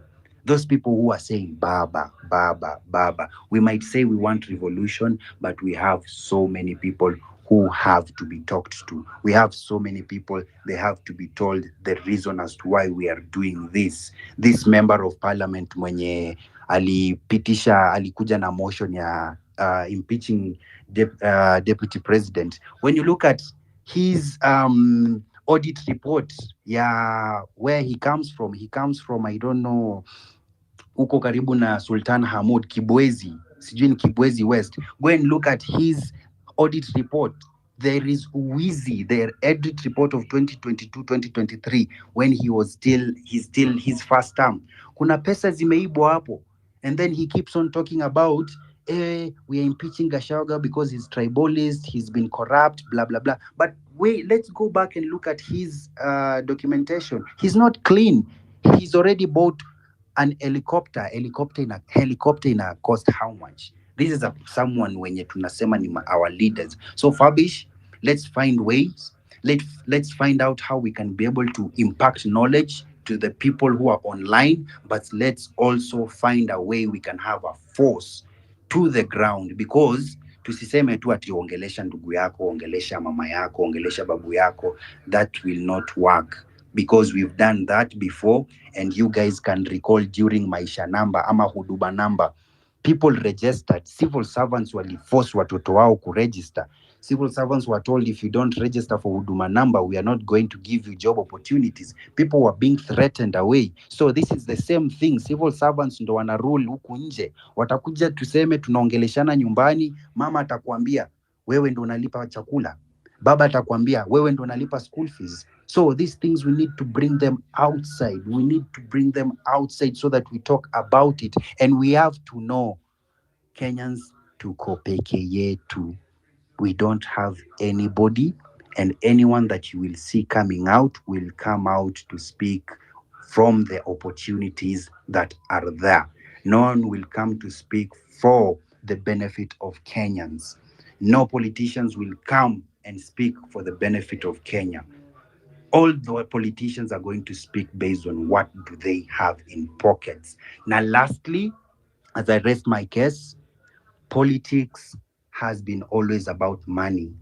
Tukiangalia these people who are voting, we have all known, mtu unaenda unamwambia jamani usipige kura huku, usiende ukafanya hivi, mtu anakuambia sasa ndugu yangu nisipofanya hivi nitakula nini. Let's remove that idea to our people. What have you guys been eating for the last 4 years that only this 1 year ndio unaanza kujiuliza ati nitakula nini? Let's do civic education from the day president, MCA, MP, senator gets into power. See that we always do civic education after 3 months, 1 year to elections. We will never be able to get these people because they use money. They use money. So tukatae pesa za hawa watu, tukatae pesa za politicians, and let's not give them platforms for them to come and lie to us more. I rest my case.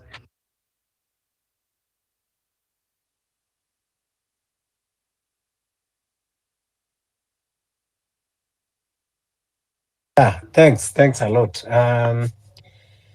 Yeah, important sasa ni kuwa even as we go doing civic education, but now it's time to mobilize. Yes, vile umesema kuwa hata tukitoa hii regime Wakenya wanafaa wale ule ambao tutachagua, lakini tukitoa hii regime through revolution, hii itakuwa imekuwa education that will go down in history, na watu watakuwa wamejua kwamba kumbe wako na power. Kwa hivyo hata ule mwenye tutamchagua atakuwa anajua kuwa yes, it doesn't mean kwamba sababu nimeingia ofisini ati ndio nimefika. Unaweza kufika ofisini na bado hata safari hujaanza. So hiyo what we are going to do in this country, we are going to make history ambayo itaandikwa kwa mashule, you know, ita last kwa miaka mingi. People will understand Fabish, the power of the people. nikukate tu kidogo. Remember we got our independence through fighting. And this independence, no one is seeing it as truly our bloods were shed. So we have to make sure hii revolution tunaichange, but we do civic education. Ndo hata yule anaingia kijaribu kuwa na chembe chembe ya corruption, we are at their neck. Yeah, tukishatoa kwa revolution, ule mwenye ataingia sahi, unajua sasa toka tupate independence, wale mapresidents wamekuwa wanakuja, they do as they wish. You know, we had a colonial constitution, hata hii tumepata new constitution, lakini bado wako na chembe chembe hiyo colonial constitution, that they think they will be in power, na hakuna kitu mnaweza kufanya. Wanafikiri bado wana daydream kwamba they have the absolute powers. So saizi they are going to learn, because mambo inaenda kushift. Total shutdown 11/11/2024. Yes, let's continue educating each other. Tuendelee tu na civic education. Huwa ni hivyo, you know, tunatumia peers, they pass information, those who are our friends, the groups that we inject, but let's also be objective, you know. Sio tu kwamba kila kitu inahitaji civic education. Kuna watu ambao hata ukiwaambia vitu zingine unawachanganya tu, lakini there are those critical areas, you know, like people have to understand, kama hii mambo ya Bill Gates kuja kubadilisha mambo ya mbegu nini. Lakini ile kitu ambayo imefika saizi, kusema ukweli, Wakenya wengi wako na information. The killings, abduction ambayo imekuwa ikifanyika, that itself is enough for awakening, because people know that it is not normal for government people to be killed, people to lose lives, young, old, women, for the first time in history now that Kenya now we are talking, you know, even thinking of now we want to elevate femicide to a national crisis. It is happening under this regime for the first time that we are seeing femicide to this magnitude. We don't know what is happening. Why all of a sudden people are turning against our women, and the government cannot protect our women? What type of government do we have? Why do they want to alienate our women in society? Young women who are still productive, why are they being targeted? Because you cannot tell me that it is normal, and you cannot tell me it is just happening from nowhere. These are the questions and kind of civic education that we need to tell people. Government, they are quiet. Wamenyamaza. Femicide si kitu ya mchezo ba. This is something that is very serious. And when they are keeping quiet, they are not coming to respond. That means they have agenda that they are pushing about this femicide. I stand against femicide.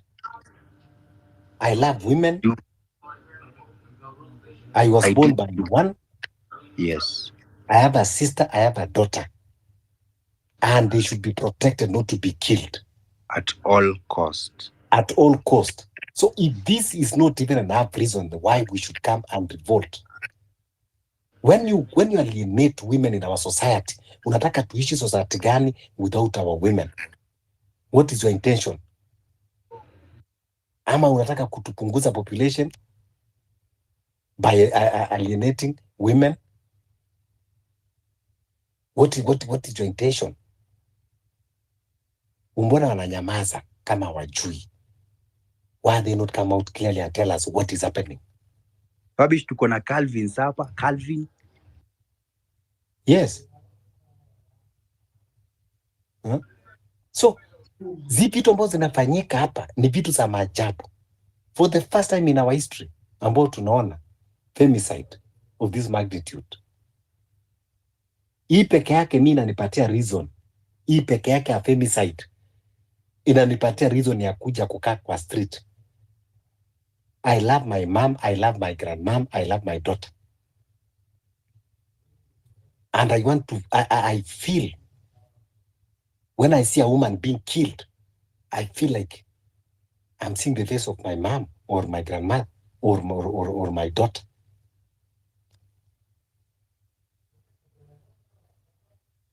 This one alone is enough reason kwamba naweza amua kukaa kwa street nipige kambi kabisa hapo. Hatujawahi kuona hivi. Tumekuwa kwa serikali. Yes, kumekuwa na crimes ndogo ndogo hapa na pale. But hatujawahi kuona when women are targeted. And the government is not talking anything. That means they're supporting it. Yes, Calvin.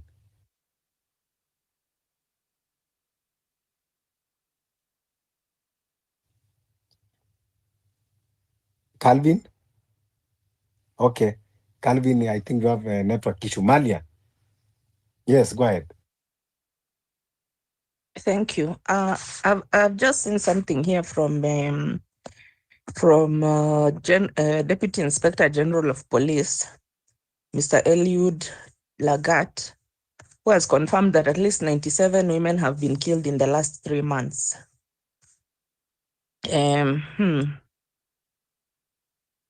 He's saying that the DCI has downplayed the trend, insisting that the crime wave is not gender targeted. So 97 women in 3 months. So I had to say 90. See, there are 30 days in a month. Yeah, that means every day you kill a woman. Exactly. So kama kuna 30 days in a month, ukigawa hiyo 90, it's 97 but tuseme 90. So every single day kuna mwanamke mwenye anauliwa. Kuna mwanamke, yes, mwenye ameuawa. I was listening to this lady who is an nominated MCA whose daughter was killed. Her daughter is called Seth Nyakio. She was doing diploma in media studies. So this lady, she was saying the experience she had in the hands of the police. The daughter left the house, was called by a female friend, and she told her they're going swimming, and they went to some hotel in Thika, and she even sent the mother photos that she's swimming. So this girl who called her, the house where the lady was found murdered is the house, it belongs to that lady who called her.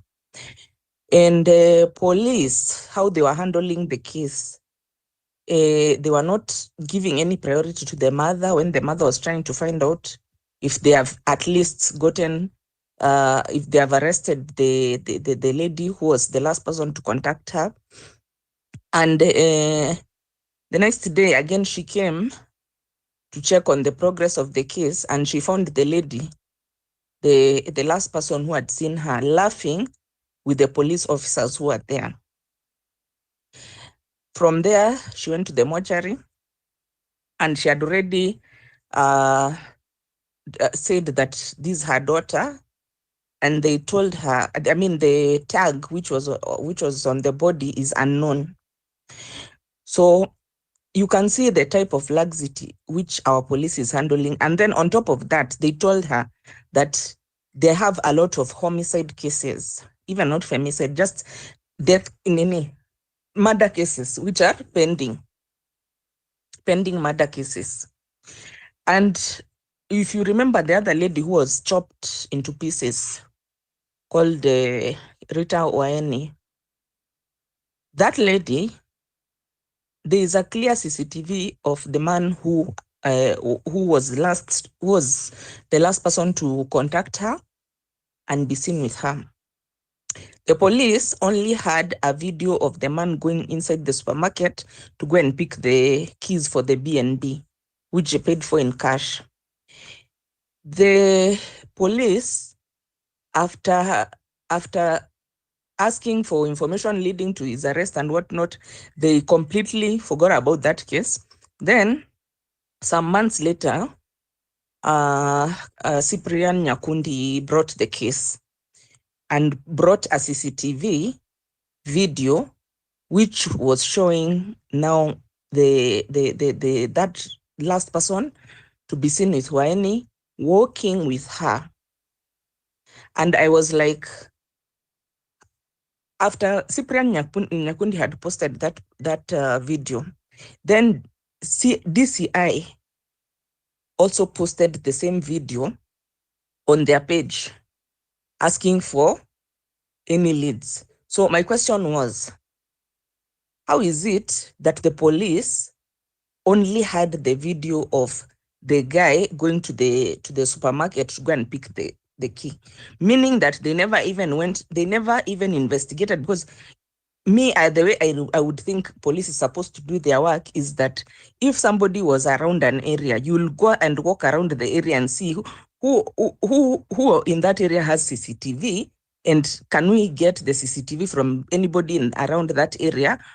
Let's get it from them and try to see whether we can get some information. But apparently the matter was just left. It was just left. So in this country, basically, this MCA, she was shocked, a nominated MCA, because she was like, oh my God, I'm a leader in this country, and this is the way I'm getting treated. What happens to the regular Raya? She was very shocked. And the way they just dismissed her, like, when is it the first person to die? We have so many pending cases here. Our police, their work is collecting bribes. Their work is lending out to uniforms, hiring out, leasing their uniform, their guns. There was a documentary by Alan Namo, which was talking to gangsters, and one of them told him point blank, these people, they hire us the guns and they hire us the bullets. He showed him the gun, which he had was a pistol. It was clearly written. It's only that the serial number had to be hidden because of tracing, but it was clearly written KP for Kenya Police. So Kenya Police is, the work which they are doing is not investigating murder, is not resolving, is not providing protection, it's not resolving any murder case or any other injustice which has been done. Their work is collecting bribes, looking how they can enrich themselves. Transparency International has said that the Kenya Police is the most corrupt institution in the country. In fact, in the region. So now these are the people who, what has happened, by the way, in Kenya, people have gotten to a point where they've realized that the system is broken. So me, if I'm a criminal, I know that this system can't catch me.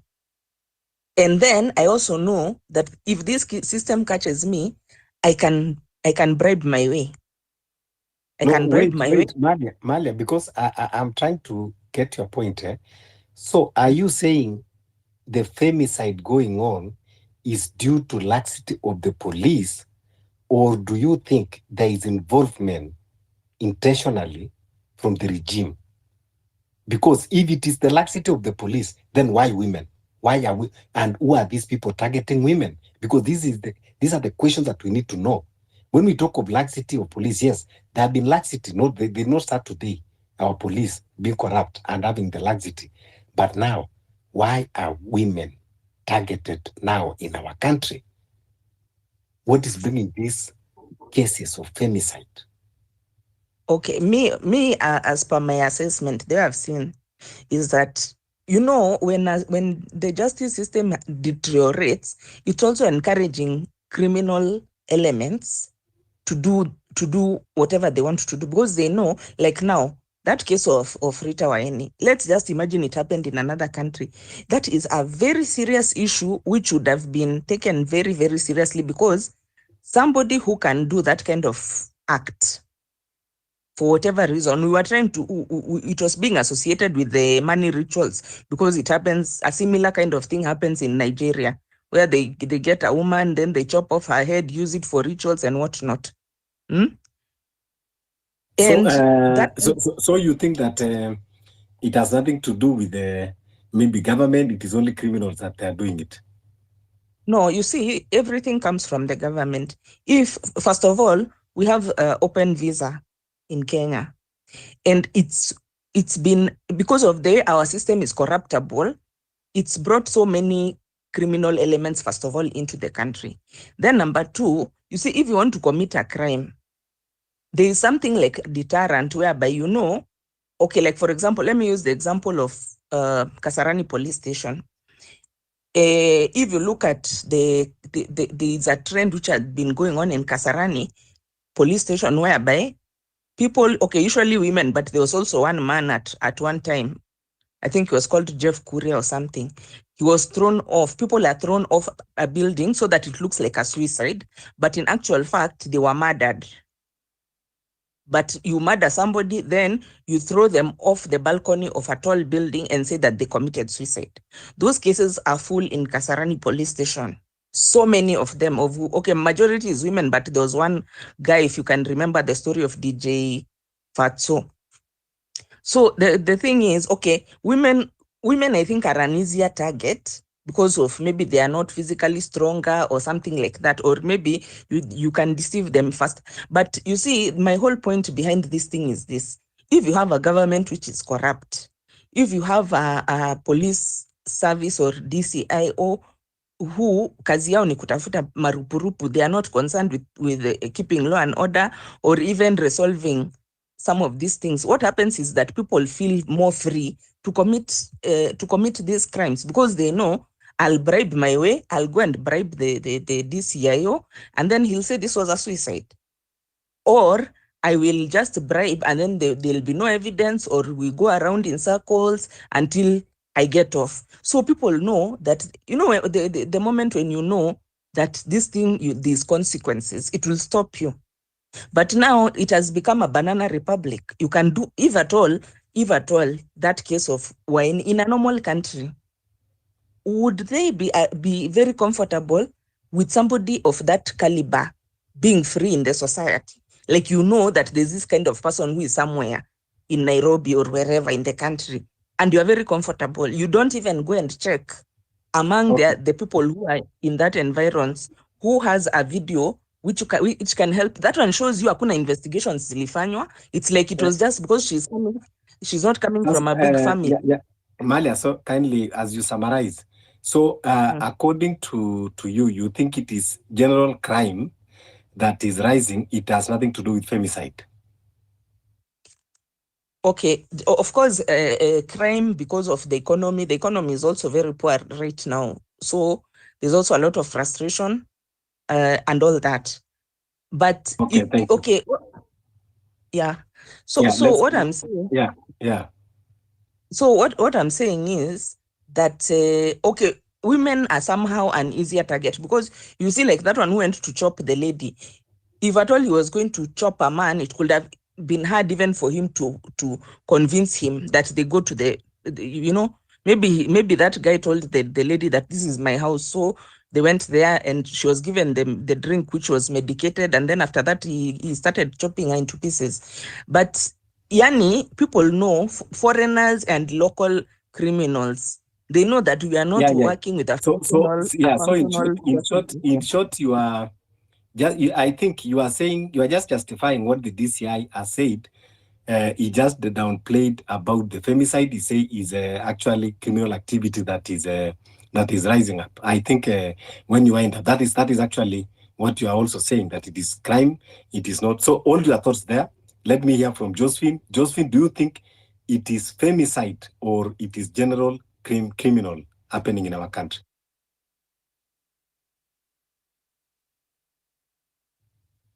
Josephine. Yes, Fabish. Yeah, good evening. Good evening. How are you? Yeah, I'm good. We are still fighting on the streets. You are not in the streets, you are in the space. Yeah, we are fighting for the streets. We are in the space, Yeah. but our brains and our minds are on this. We are on the space, but our brains and our minds are on the streets. That's good. Good evening, everyone. Good morning, good afternoon, as per your timelines. I salute you all, guys, for taking this opportunity to be here, to listen, and also to give your opinion and your ideas on how best we can manage our country. However, I'm calling upon all of us to join the doctors and the health workers and the civil servants as to on first, people occupy Milimani Court for shift share to be done away with, because shift share is a white elephant. So I'm calling upon each and every person. Remember, it's not about the health workers. It's about everybody who is the citizen of this nation, because you cannot expect you go to the hospital and get attended to a doctor or a nurse or a health personnel who doesn't have a medical cover for themselves to be treated in case they are sick, or who cannot afford to be treated. Remember, health workers also fall sick, doctors get sick, and all of us, we get sick. That's the truth. And when I am sick, I cannot treat myself. I need somebody to treat me. And for that reason, I have to pay. So I'm calling upon everyone. We join the doctors on first as we occupy Milimani Court for shift share to be brought to an end. Kindly, let's stand out. Let's make sure there are no more Hello, deaths is in our someone talking? country. Ama ni mimi sisikii? Lack of good health. When you ski, labda una withdraw alafu kuje. Yeah, go ahead, Joseph. So thank you so much for that. On the issue of, I want also to speak about the issue of civic education. Let me be honest with you. Sometimes I hear guys talk and I'm like, we are losing it. Because kuna watu ambao wako na mentality, we are educated, we are over knowledgeable, we cannot be advised, we cannot be told. Yet we are here ready to go and fight. Whom are you fighting now? Because when you are fighting yourself, you cannot pretend you are going to war, but you are fighting against the other soldiers, telling one you are lazy, telling the other one you don't know how to hold the gun, telling the other one you don't know this and you don't know the other, and you pretend you are going for war. Fellow Kenyans, we are lying to ourselves. We are lying to ourselves. And I will never stop telling people the truth. Call a spade, not a big spoon. Let's stop pretending we are educated. Can we acknowledge for once we have education, but we have also inborn wisdom, which is supposed to govern and overrule even the education, because education without wisdom is useless. Let's not lie to each other. Because you cannot just go throwing stone to the barking dogs all over in the streets, thinking that you are going, you'll get to wherever you are going. We cannot get to wherever we are going, fellow Kenyans. Can we stop the evil? If we are fighting the government, which is there, which if we feel it's not for us, which we feel it's intimidating us and mistreating us, which we feel the president has violated the constitution, which he has sworn to protect, can we join hands with each and everybody in the country who is fighting the same battle, rather than turning left, right, center to see who is around you and giving you ultimatums for nothing where you have nothing? Fellow Kenyans, can we wake up and know the truth about what we are supposed to be doing? Each and every one of us, we need to be having a perspective to know where are we going, what do we want, and who is on our side. Anyone who is not against us is for us, and we cannot be the people who are going against others, saying this is not for us, we don't need them. Yet you have nothing, and here we are in a field of battle. We are going to lose it early in the morning. And for that reason, I kindly call every one of us.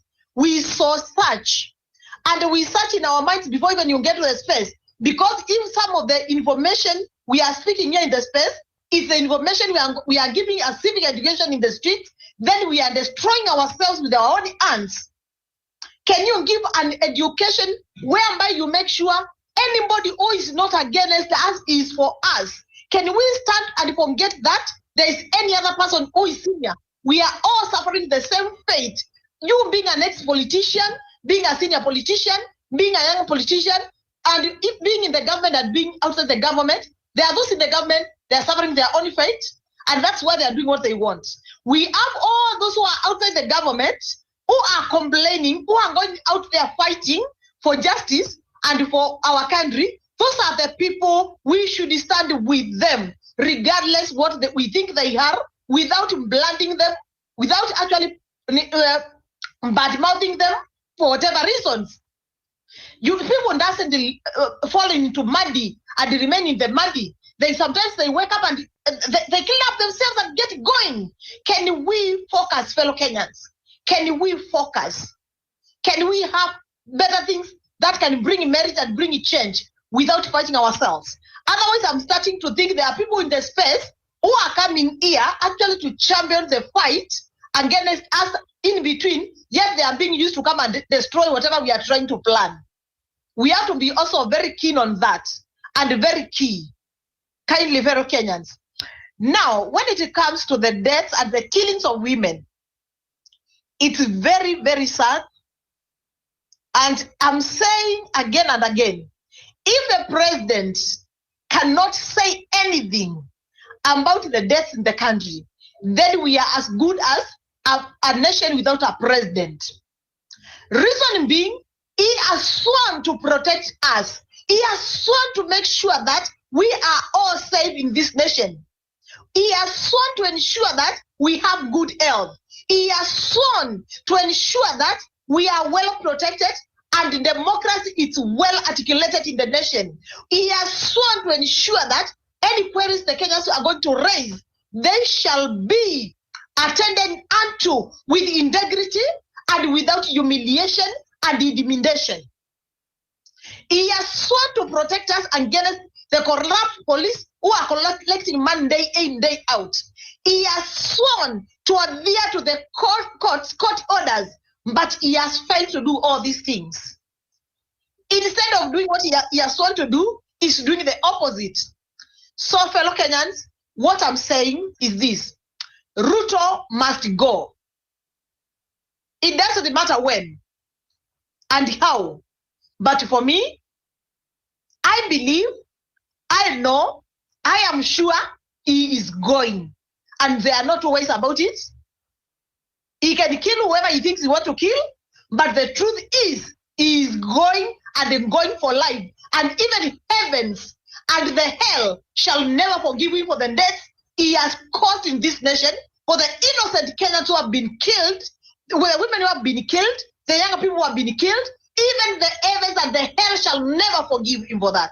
Let me be honest. We cannot just continue living in a situation whereby somebody who entered into power purporting to be a Christian and has decided to keep on actually watch people get killed by his own people and remain silent.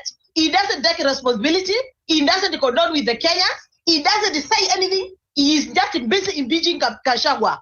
That does not help us. I don't know the impeachment of Gachagua, how it helps me as a citizen of this country. I don't know why I do not have a medical cover, why I should even be thinking that I have a president. I don't have one, honestly. When I don't have good health, I don't want to have a president.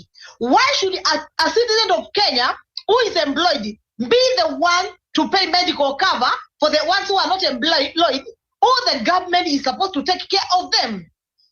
It's not me who is employed to work for the government who swore to take care of the Kenyans. It's the president Josephine, who swore to do that. Josephine, yeah. Yes. As you learned, please kindly, now we are talking of 11/11 because we have talked a lot in many spaces. Now we need action. We need now, just the way Medix, you are calling us on that day to be at Milimani. Now we want to call for a total shutdown, because this thing that you are saying, if president don't speak about the killings did not start today. Since Ruto took over the mantle, we have had, I think, reach even 20,000 killings, and it's not uttering even one word. Now we have, because I don't want to believe anyone that will tell me that what is happening is not femicide. There is a target against the women. You as women, you need to come up in arms. I want to commend FIDA. Today they came out very strongly and pronounce that what is happening is femicide. You cannot tell me that in 3 months, 97 women are killed, including even young girls.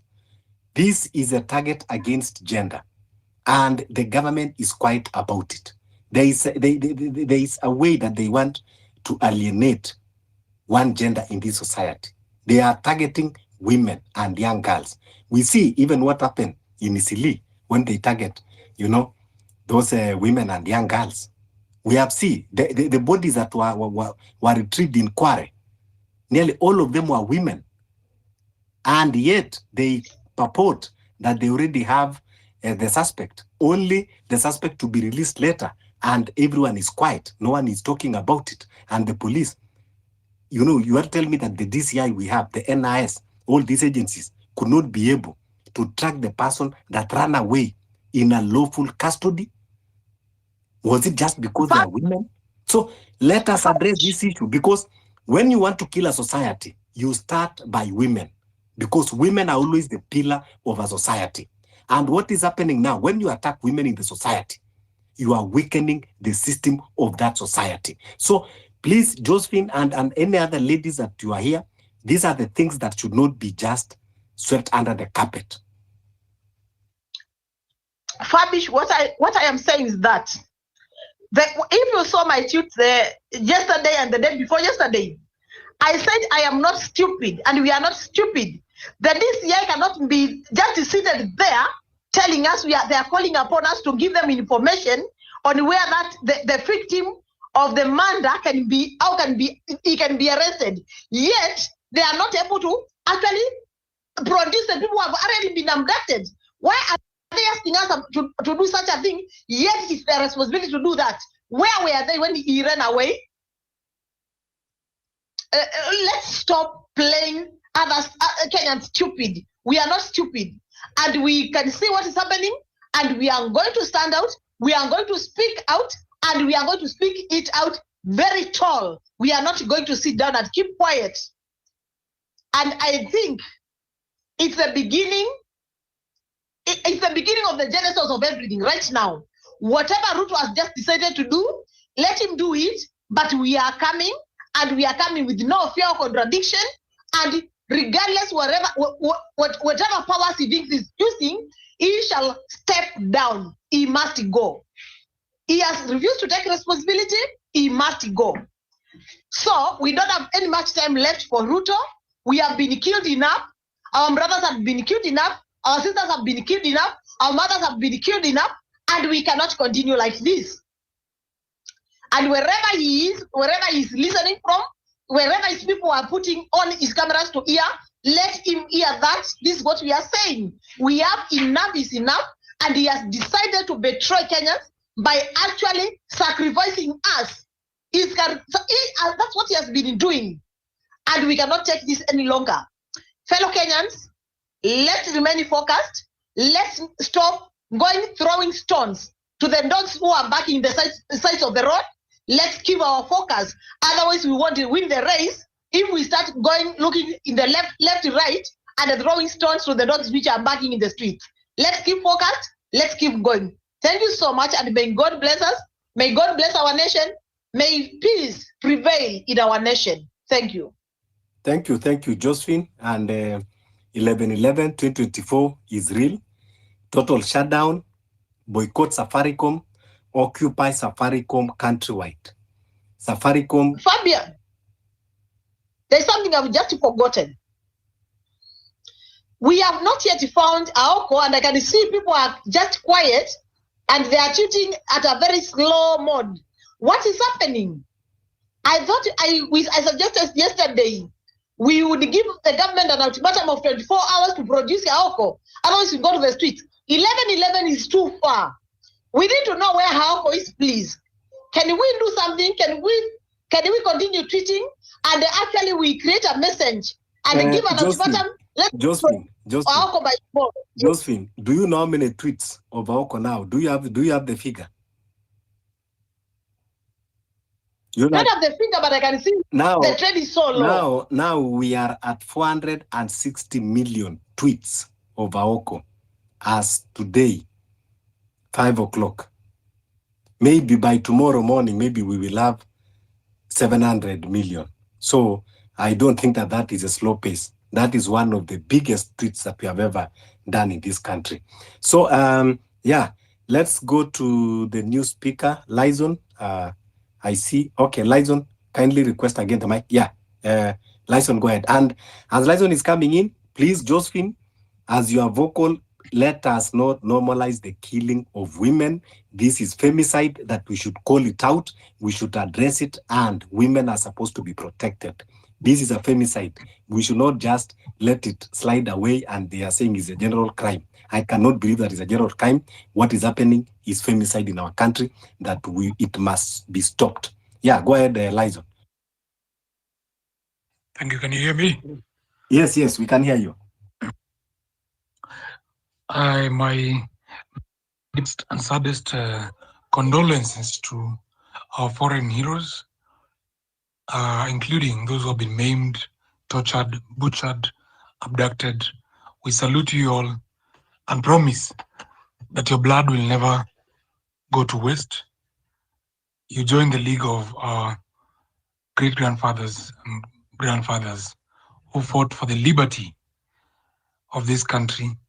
They gave us the flag, which has our color, black, white for peace, and red for the blood they shed, and green for prosperity, and the earth that we till, the land that we till. That cannot be forgotten. I'm here just to react to a few things. Number one, I want to salute you, Fabish, for running these spaces, and they're gaining momentum. Those who can join and can be able to accommodate the more difficult conversation can be here. Those who think it is just a waste of time, they can go to more romantic spaces and continue chanting those theoretical matters that are happening in those areas. We are here because people have lost their lives. We are here because people are being abducted from their houses. We are here because there are bodies that are dissolving in Kware because the police have condoned. We are here because the police have said they are not the ones abducting. We are here because the DCI has not admitted that they are doing any killings or any abductions. We are here because the president has never given an official position or a statement about the killings, the abductions. Okay, we are here because the people who sometimes who are held incommunicado are dumped and left in crazy areas, and all it's pointing to involvement of state agents. We are not here because we want to just argue and run from one space to another one with information from here to another one. We are here because we are very, very deliberate of thinking on how to komboa nchi yetu. Tuko hapa juu tunataka kufikiria jinsi ya komboa nchi yetu because imetekwa nyara na manyapara wapya, wanasiasa, waongo, wanafika. Na tunakuja hapa kuongea mambo haya kwa sababu ni muhimu tuyajadili kabla we go out of way. Na mimi I've said before, hatuhitaji ati watu milioni 5 kutoa Ruto. We need the right thinking people to work with the right thinking Kenyans to know which things we need to trigger. Kama ni Safaricom, let's occupy from 11-11 and destabilize countrywide. And also tuhame hizo malines.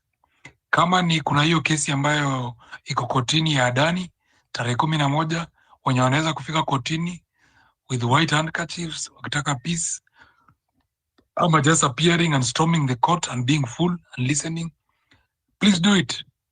Those of us who know an MCA who from nowhere has been giving his relatives jobs in your locality, Moyale, Wajir, or Mandera or Mlamu or Kikuyuni or Kisumu, destabilize that MCA, destabilize the MPs, salamia familia zao. Let it take this war to their children, to their families.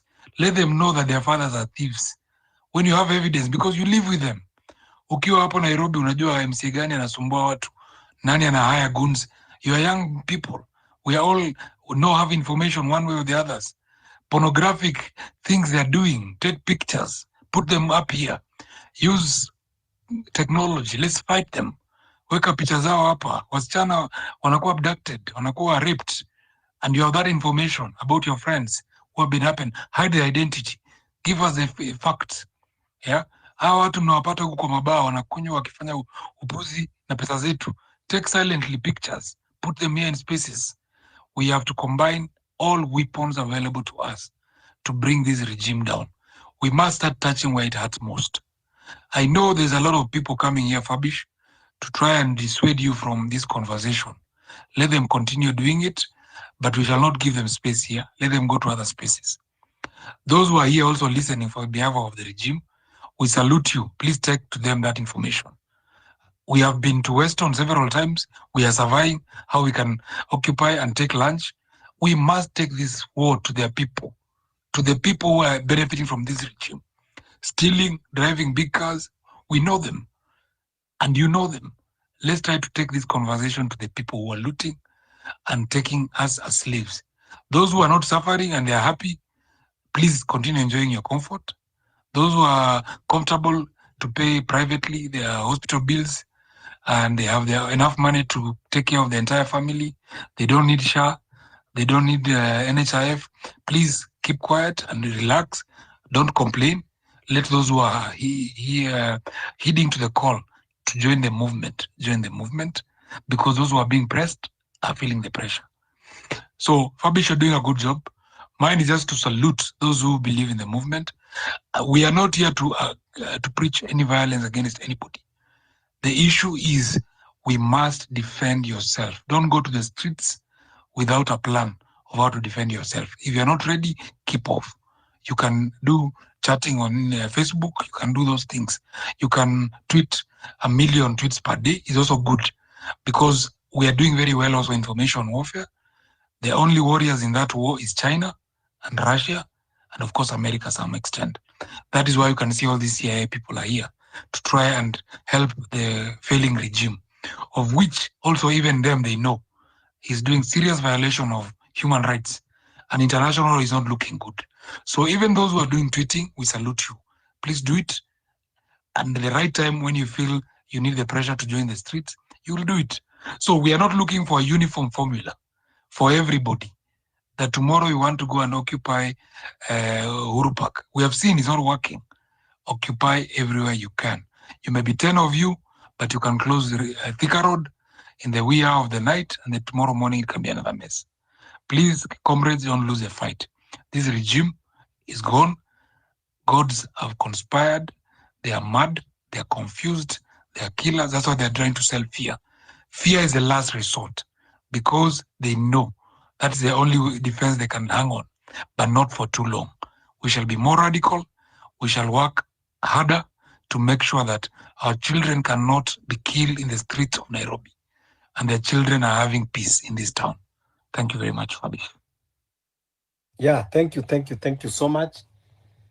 Yeah, you are right. I've realized that this space have attracted maybe attention, and that is why a lot of agents are sent here to come and dissuade, distract, divert the attention. But I just have one message. We are very conscious. We know when you speak from your tone, we can tell where you come from. That one I can tell you for sure.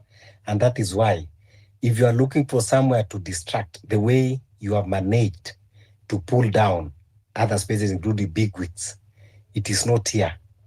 It is not here. We are not here to create a content. We are not here to look for huge following. We are not here to look for sympathy. We are not here to look to be famous. But we are here to do what is right, to stand for our country and to see how we can better our country. We are here to call out the evils, the atrocities that are being done by the regime. Any evil that the regime is doing, we will call it out. What is happening now, for the first time in our history, where our country is witnessing femicide rising at the higher level. Women, including even young girls, being killed, abducted, and killed. They have not done anything wrong. Their only mistake is that they are women. This should not be happening in any advanced society. We have to call this one out. Women have to be protected at all cost. Even what is happening to Maverick Aoko, a young lady who is not armed, our only mistake is by calling out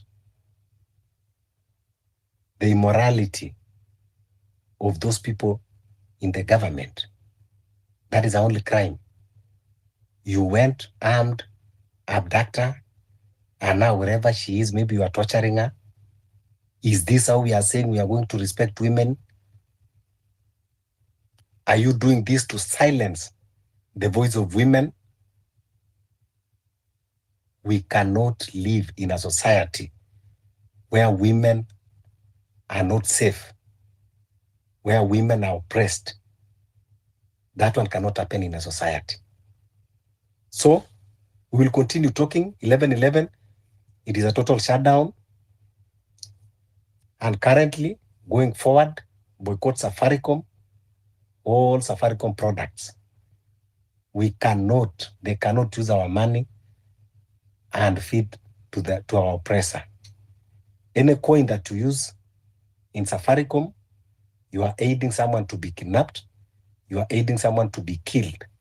So please, don't allow yourself to be indirect killer, a murderer, by supporting Safaricom. Yeah, I see a new speaker, Tabo Aura.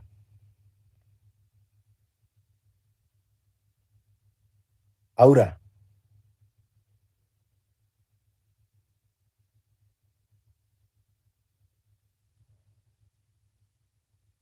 Tabo Aura, you just requested the mic. If you can hear me, kindly open the mic and proceed.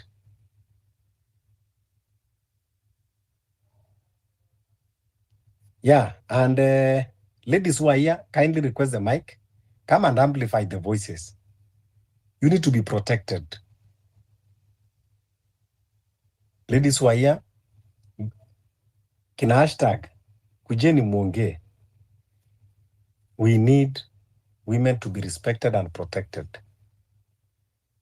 I see, Binyabera, come and condemn the atrocities that is happening against women.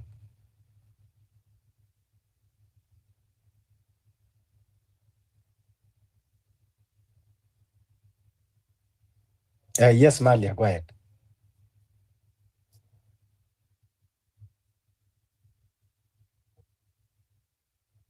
Country is like conditions which are in a war zone. You know, in war zone is where you see women and children are so vulnerable, and actually the armed, the militia or the armies, they normally target women and children. So in Kenya, it has gotten to a situation whereby there's no, basically, number one, there's no security. You can't really say there's any security. Who has security in Kenya? There's nobody. You don't know from one day. The same problems that you're talking about, people being abducted. There is no safety for anyone, by the way. Yeah. And when we are having a country which is so-called having a government, and we are having women being murdered at the rate of one woman a day. A woman, every day a woman is murdered. Every day there's a woman who's been murdered.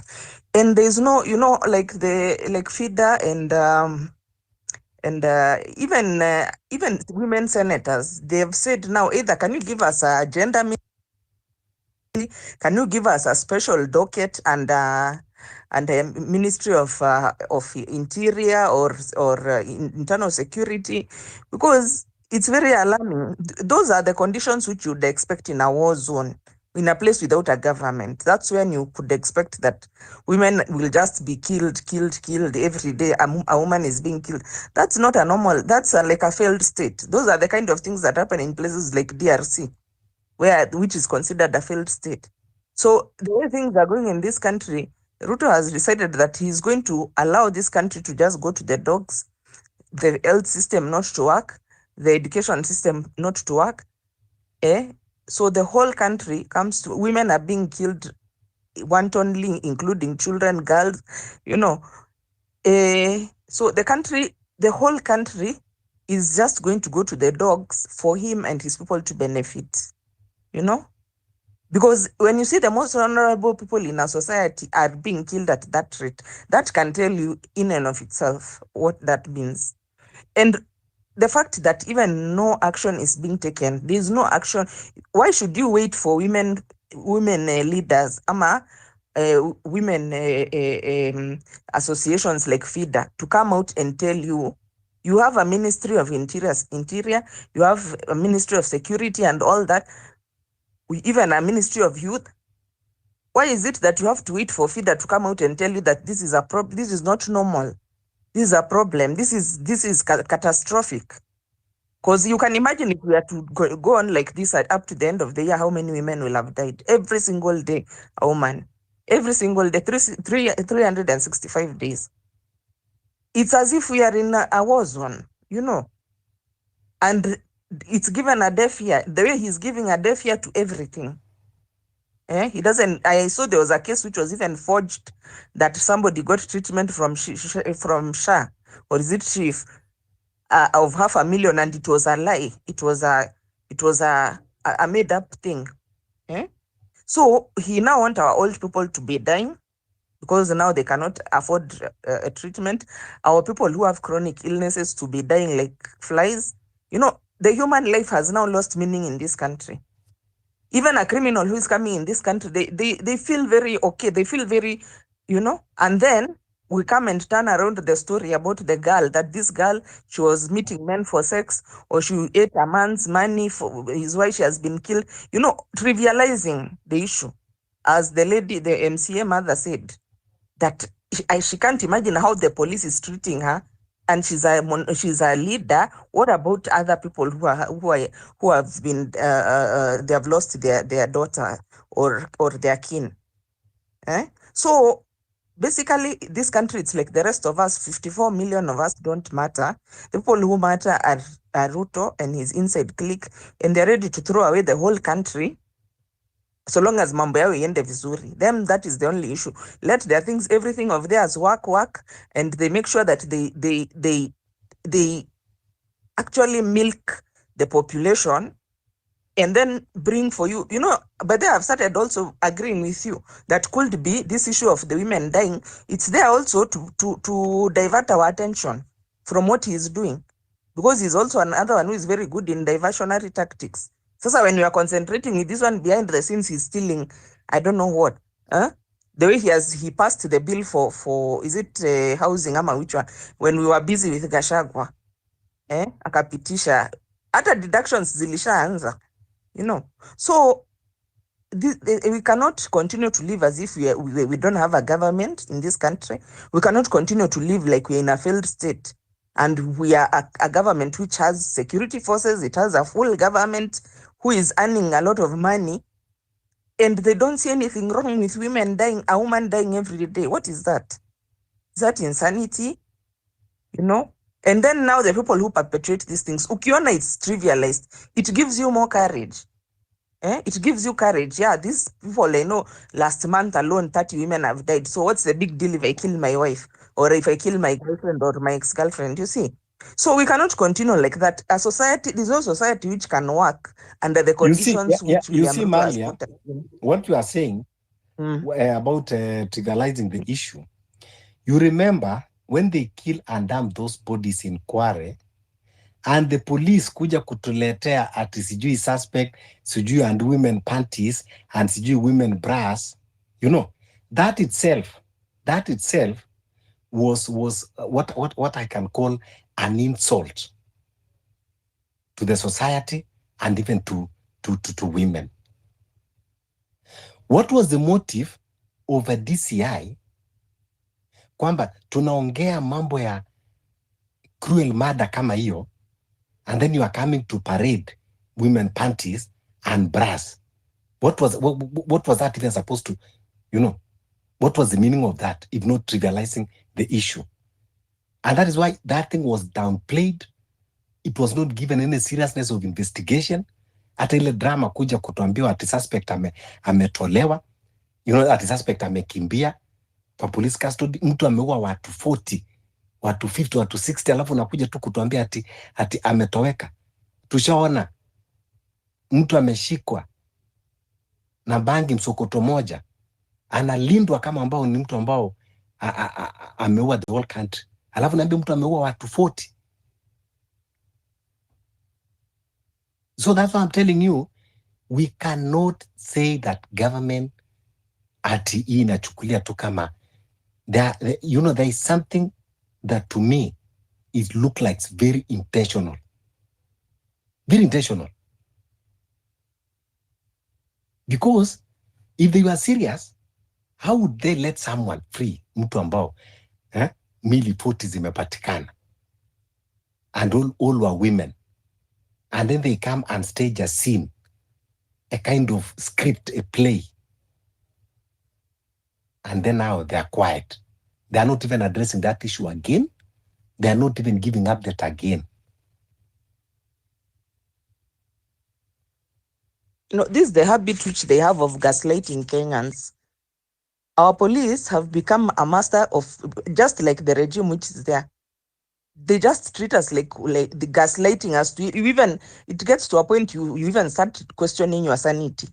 Because some things, like now when they brought those panties, and they were even new panties, they were not even old panties, new ones, which were probably bought from somewhere, and then now they were put there. This is the evidence that we are having.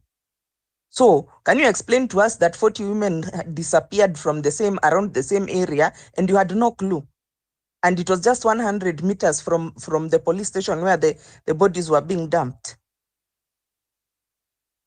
That's why I'm telling you, are we really a country in this country? This is like a failed state. What's the difference between us and Akina DRC, which is being nenid by militia? Because here it's like everyone for themselves. It's like, you know, a country which doesn't have a government, you know, like DRC and these other countries, Libya. That's how they live. You kill somebody, you throw the body there, move on. We move on. Like that. Forget about it, and we caught the guy. Even when they're taking, I've ever seen when a prisoner is being taken to hospital, they are usually guarded. First of all, they never remove handcuff, and then they're usually guarded by 2 or 3 askaris, one of them who is armed with even a pistol or something. And then now you're coming to tell us that somebody escaped with some Ethiopians. Through where? And then you come and tell us, I don't know, you sacked the OCS. Now, you are telling us you sacked the OCS, somebody who is a mass murderer is out on the loose. And that's why I was telling you, from the time of that case of Rita Waeni, you know, that thing is very shocking.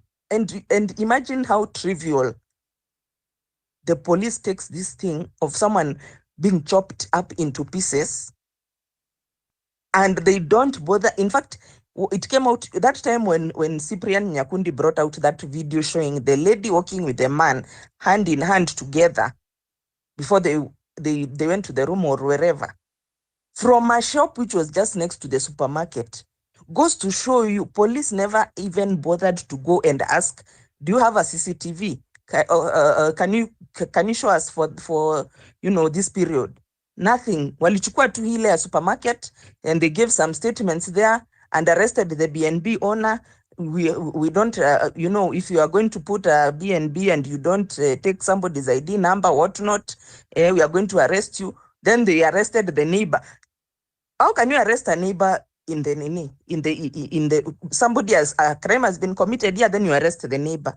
What does the neighbor have to do? To gaslight Kenyans that something is being done, and they know very well there's nothing they are doing, and they have completely dismissed the case, because police in this country, they are there for the big people. The rest of us, we can as well go to hell. And that was very clear with the Kware issue, because those kind of characters in a normal, sane society, it would be a very big deal if something like this happened in a civilized society. But Kenya here, we are like people who don't have it's like we are just living for like animals. I don't even know. Police always come to gaslight Kenyans the same way Zakayo comes to gaslight Kenyans. Anakwambia utapata gas for 300 shilling, then after that anasema ni mtungi alikuwa anasema. That is gaslighting Kenyans. You want even Kenyans to even start doubting their sanity, because some things which are happening, today you come out, you lie to us that you took care of somebody, a bill of 500,000 through shift, lying to Kenyans openly until you are discovered and exposed that was a lie. Huh? It's so frustrating to be a Kenyan, frankly speaking. And more so a woman. It's very frustrating.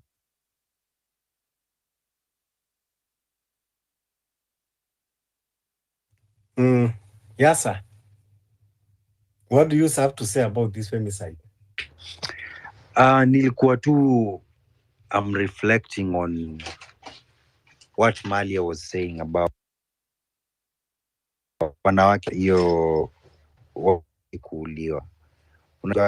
That is a failed state. The moment women are the ones to be chosen and children, that is a failed state. Jana mando juzi, another 17-year-old alikuwa abducted. We had to make noise so that amekuwa produced leo. That is not the Kenya that we want. Sidhani that is the area that we are going. And I feel the moment they're targeting women, it is like they're telling women, be fear from coming out. These people never expected 2020, the 25th, what happened. These people never expected. So definitely they will have to use all means to try and scare people away. Madem, wanawake walitusaidia sana. Hii ni to scare them away so that they cannot join the revolution, so that they can only think we will be killed. Women should not back down. This is the time. This is the time for you to wake up, because the moment you're being targeted is crucifying the nation. Tunajua sote, whenever there is a fight, whichever place, we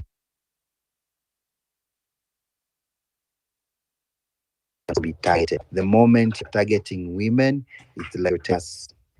We don't care about you. So our revolution should make sure that women, we stand. Sijui kama mmeona Karura Forest imeanza miti not seen. You should now, people who find out math, why is a woman who fought for this country. She was a woman who made sure no skyscraper is being built for Uhuru Park, made to look like its place. Uhuru Park has look like it's a government entity. Wangari Maathai fought for it. For those people who don't know history, Wangari Maathai fought with he wanted to build one of the tallest and made sure that, but she never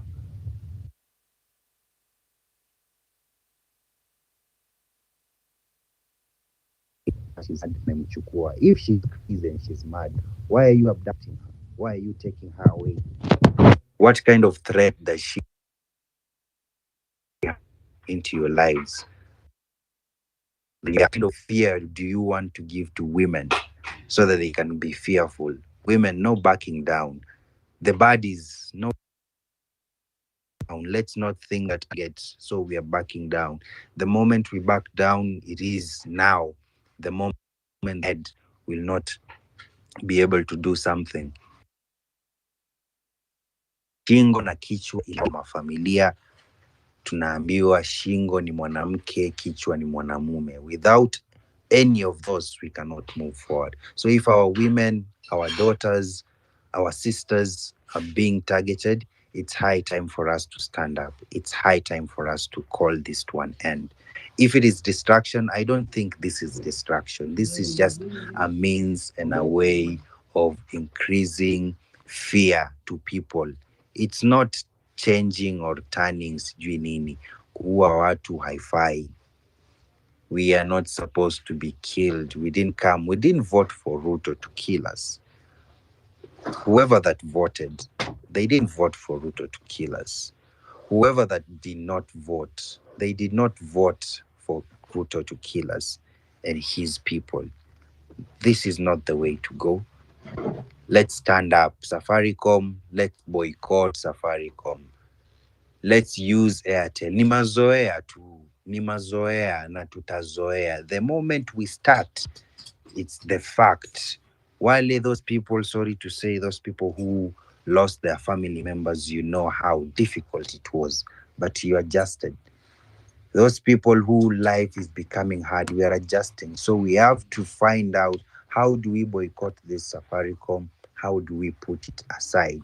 How do we bring to cause other platforms? Tunazitumia vipi? Manake, sharing of our information, that is obscene. That is so bad. For now, thank you so much, guys, and let's continue having this conversation. Yeah, thank you, thank you. Let's continue strategizing, mobilizing, and looking for solutions. 11/11 is the beginning of a revolution. We must march forward and we must redeem this country. You don't need to start with 10 million, 100 million people. Just your decision, my decision, another one, another one, another one, and we will build a huge battalion. It is doable, it is possible, and we are going to make it happen. Continue spreading the message, continue boycotting Safaricom. Anytime that you put your coin in Safaricom, understand that you are aiding them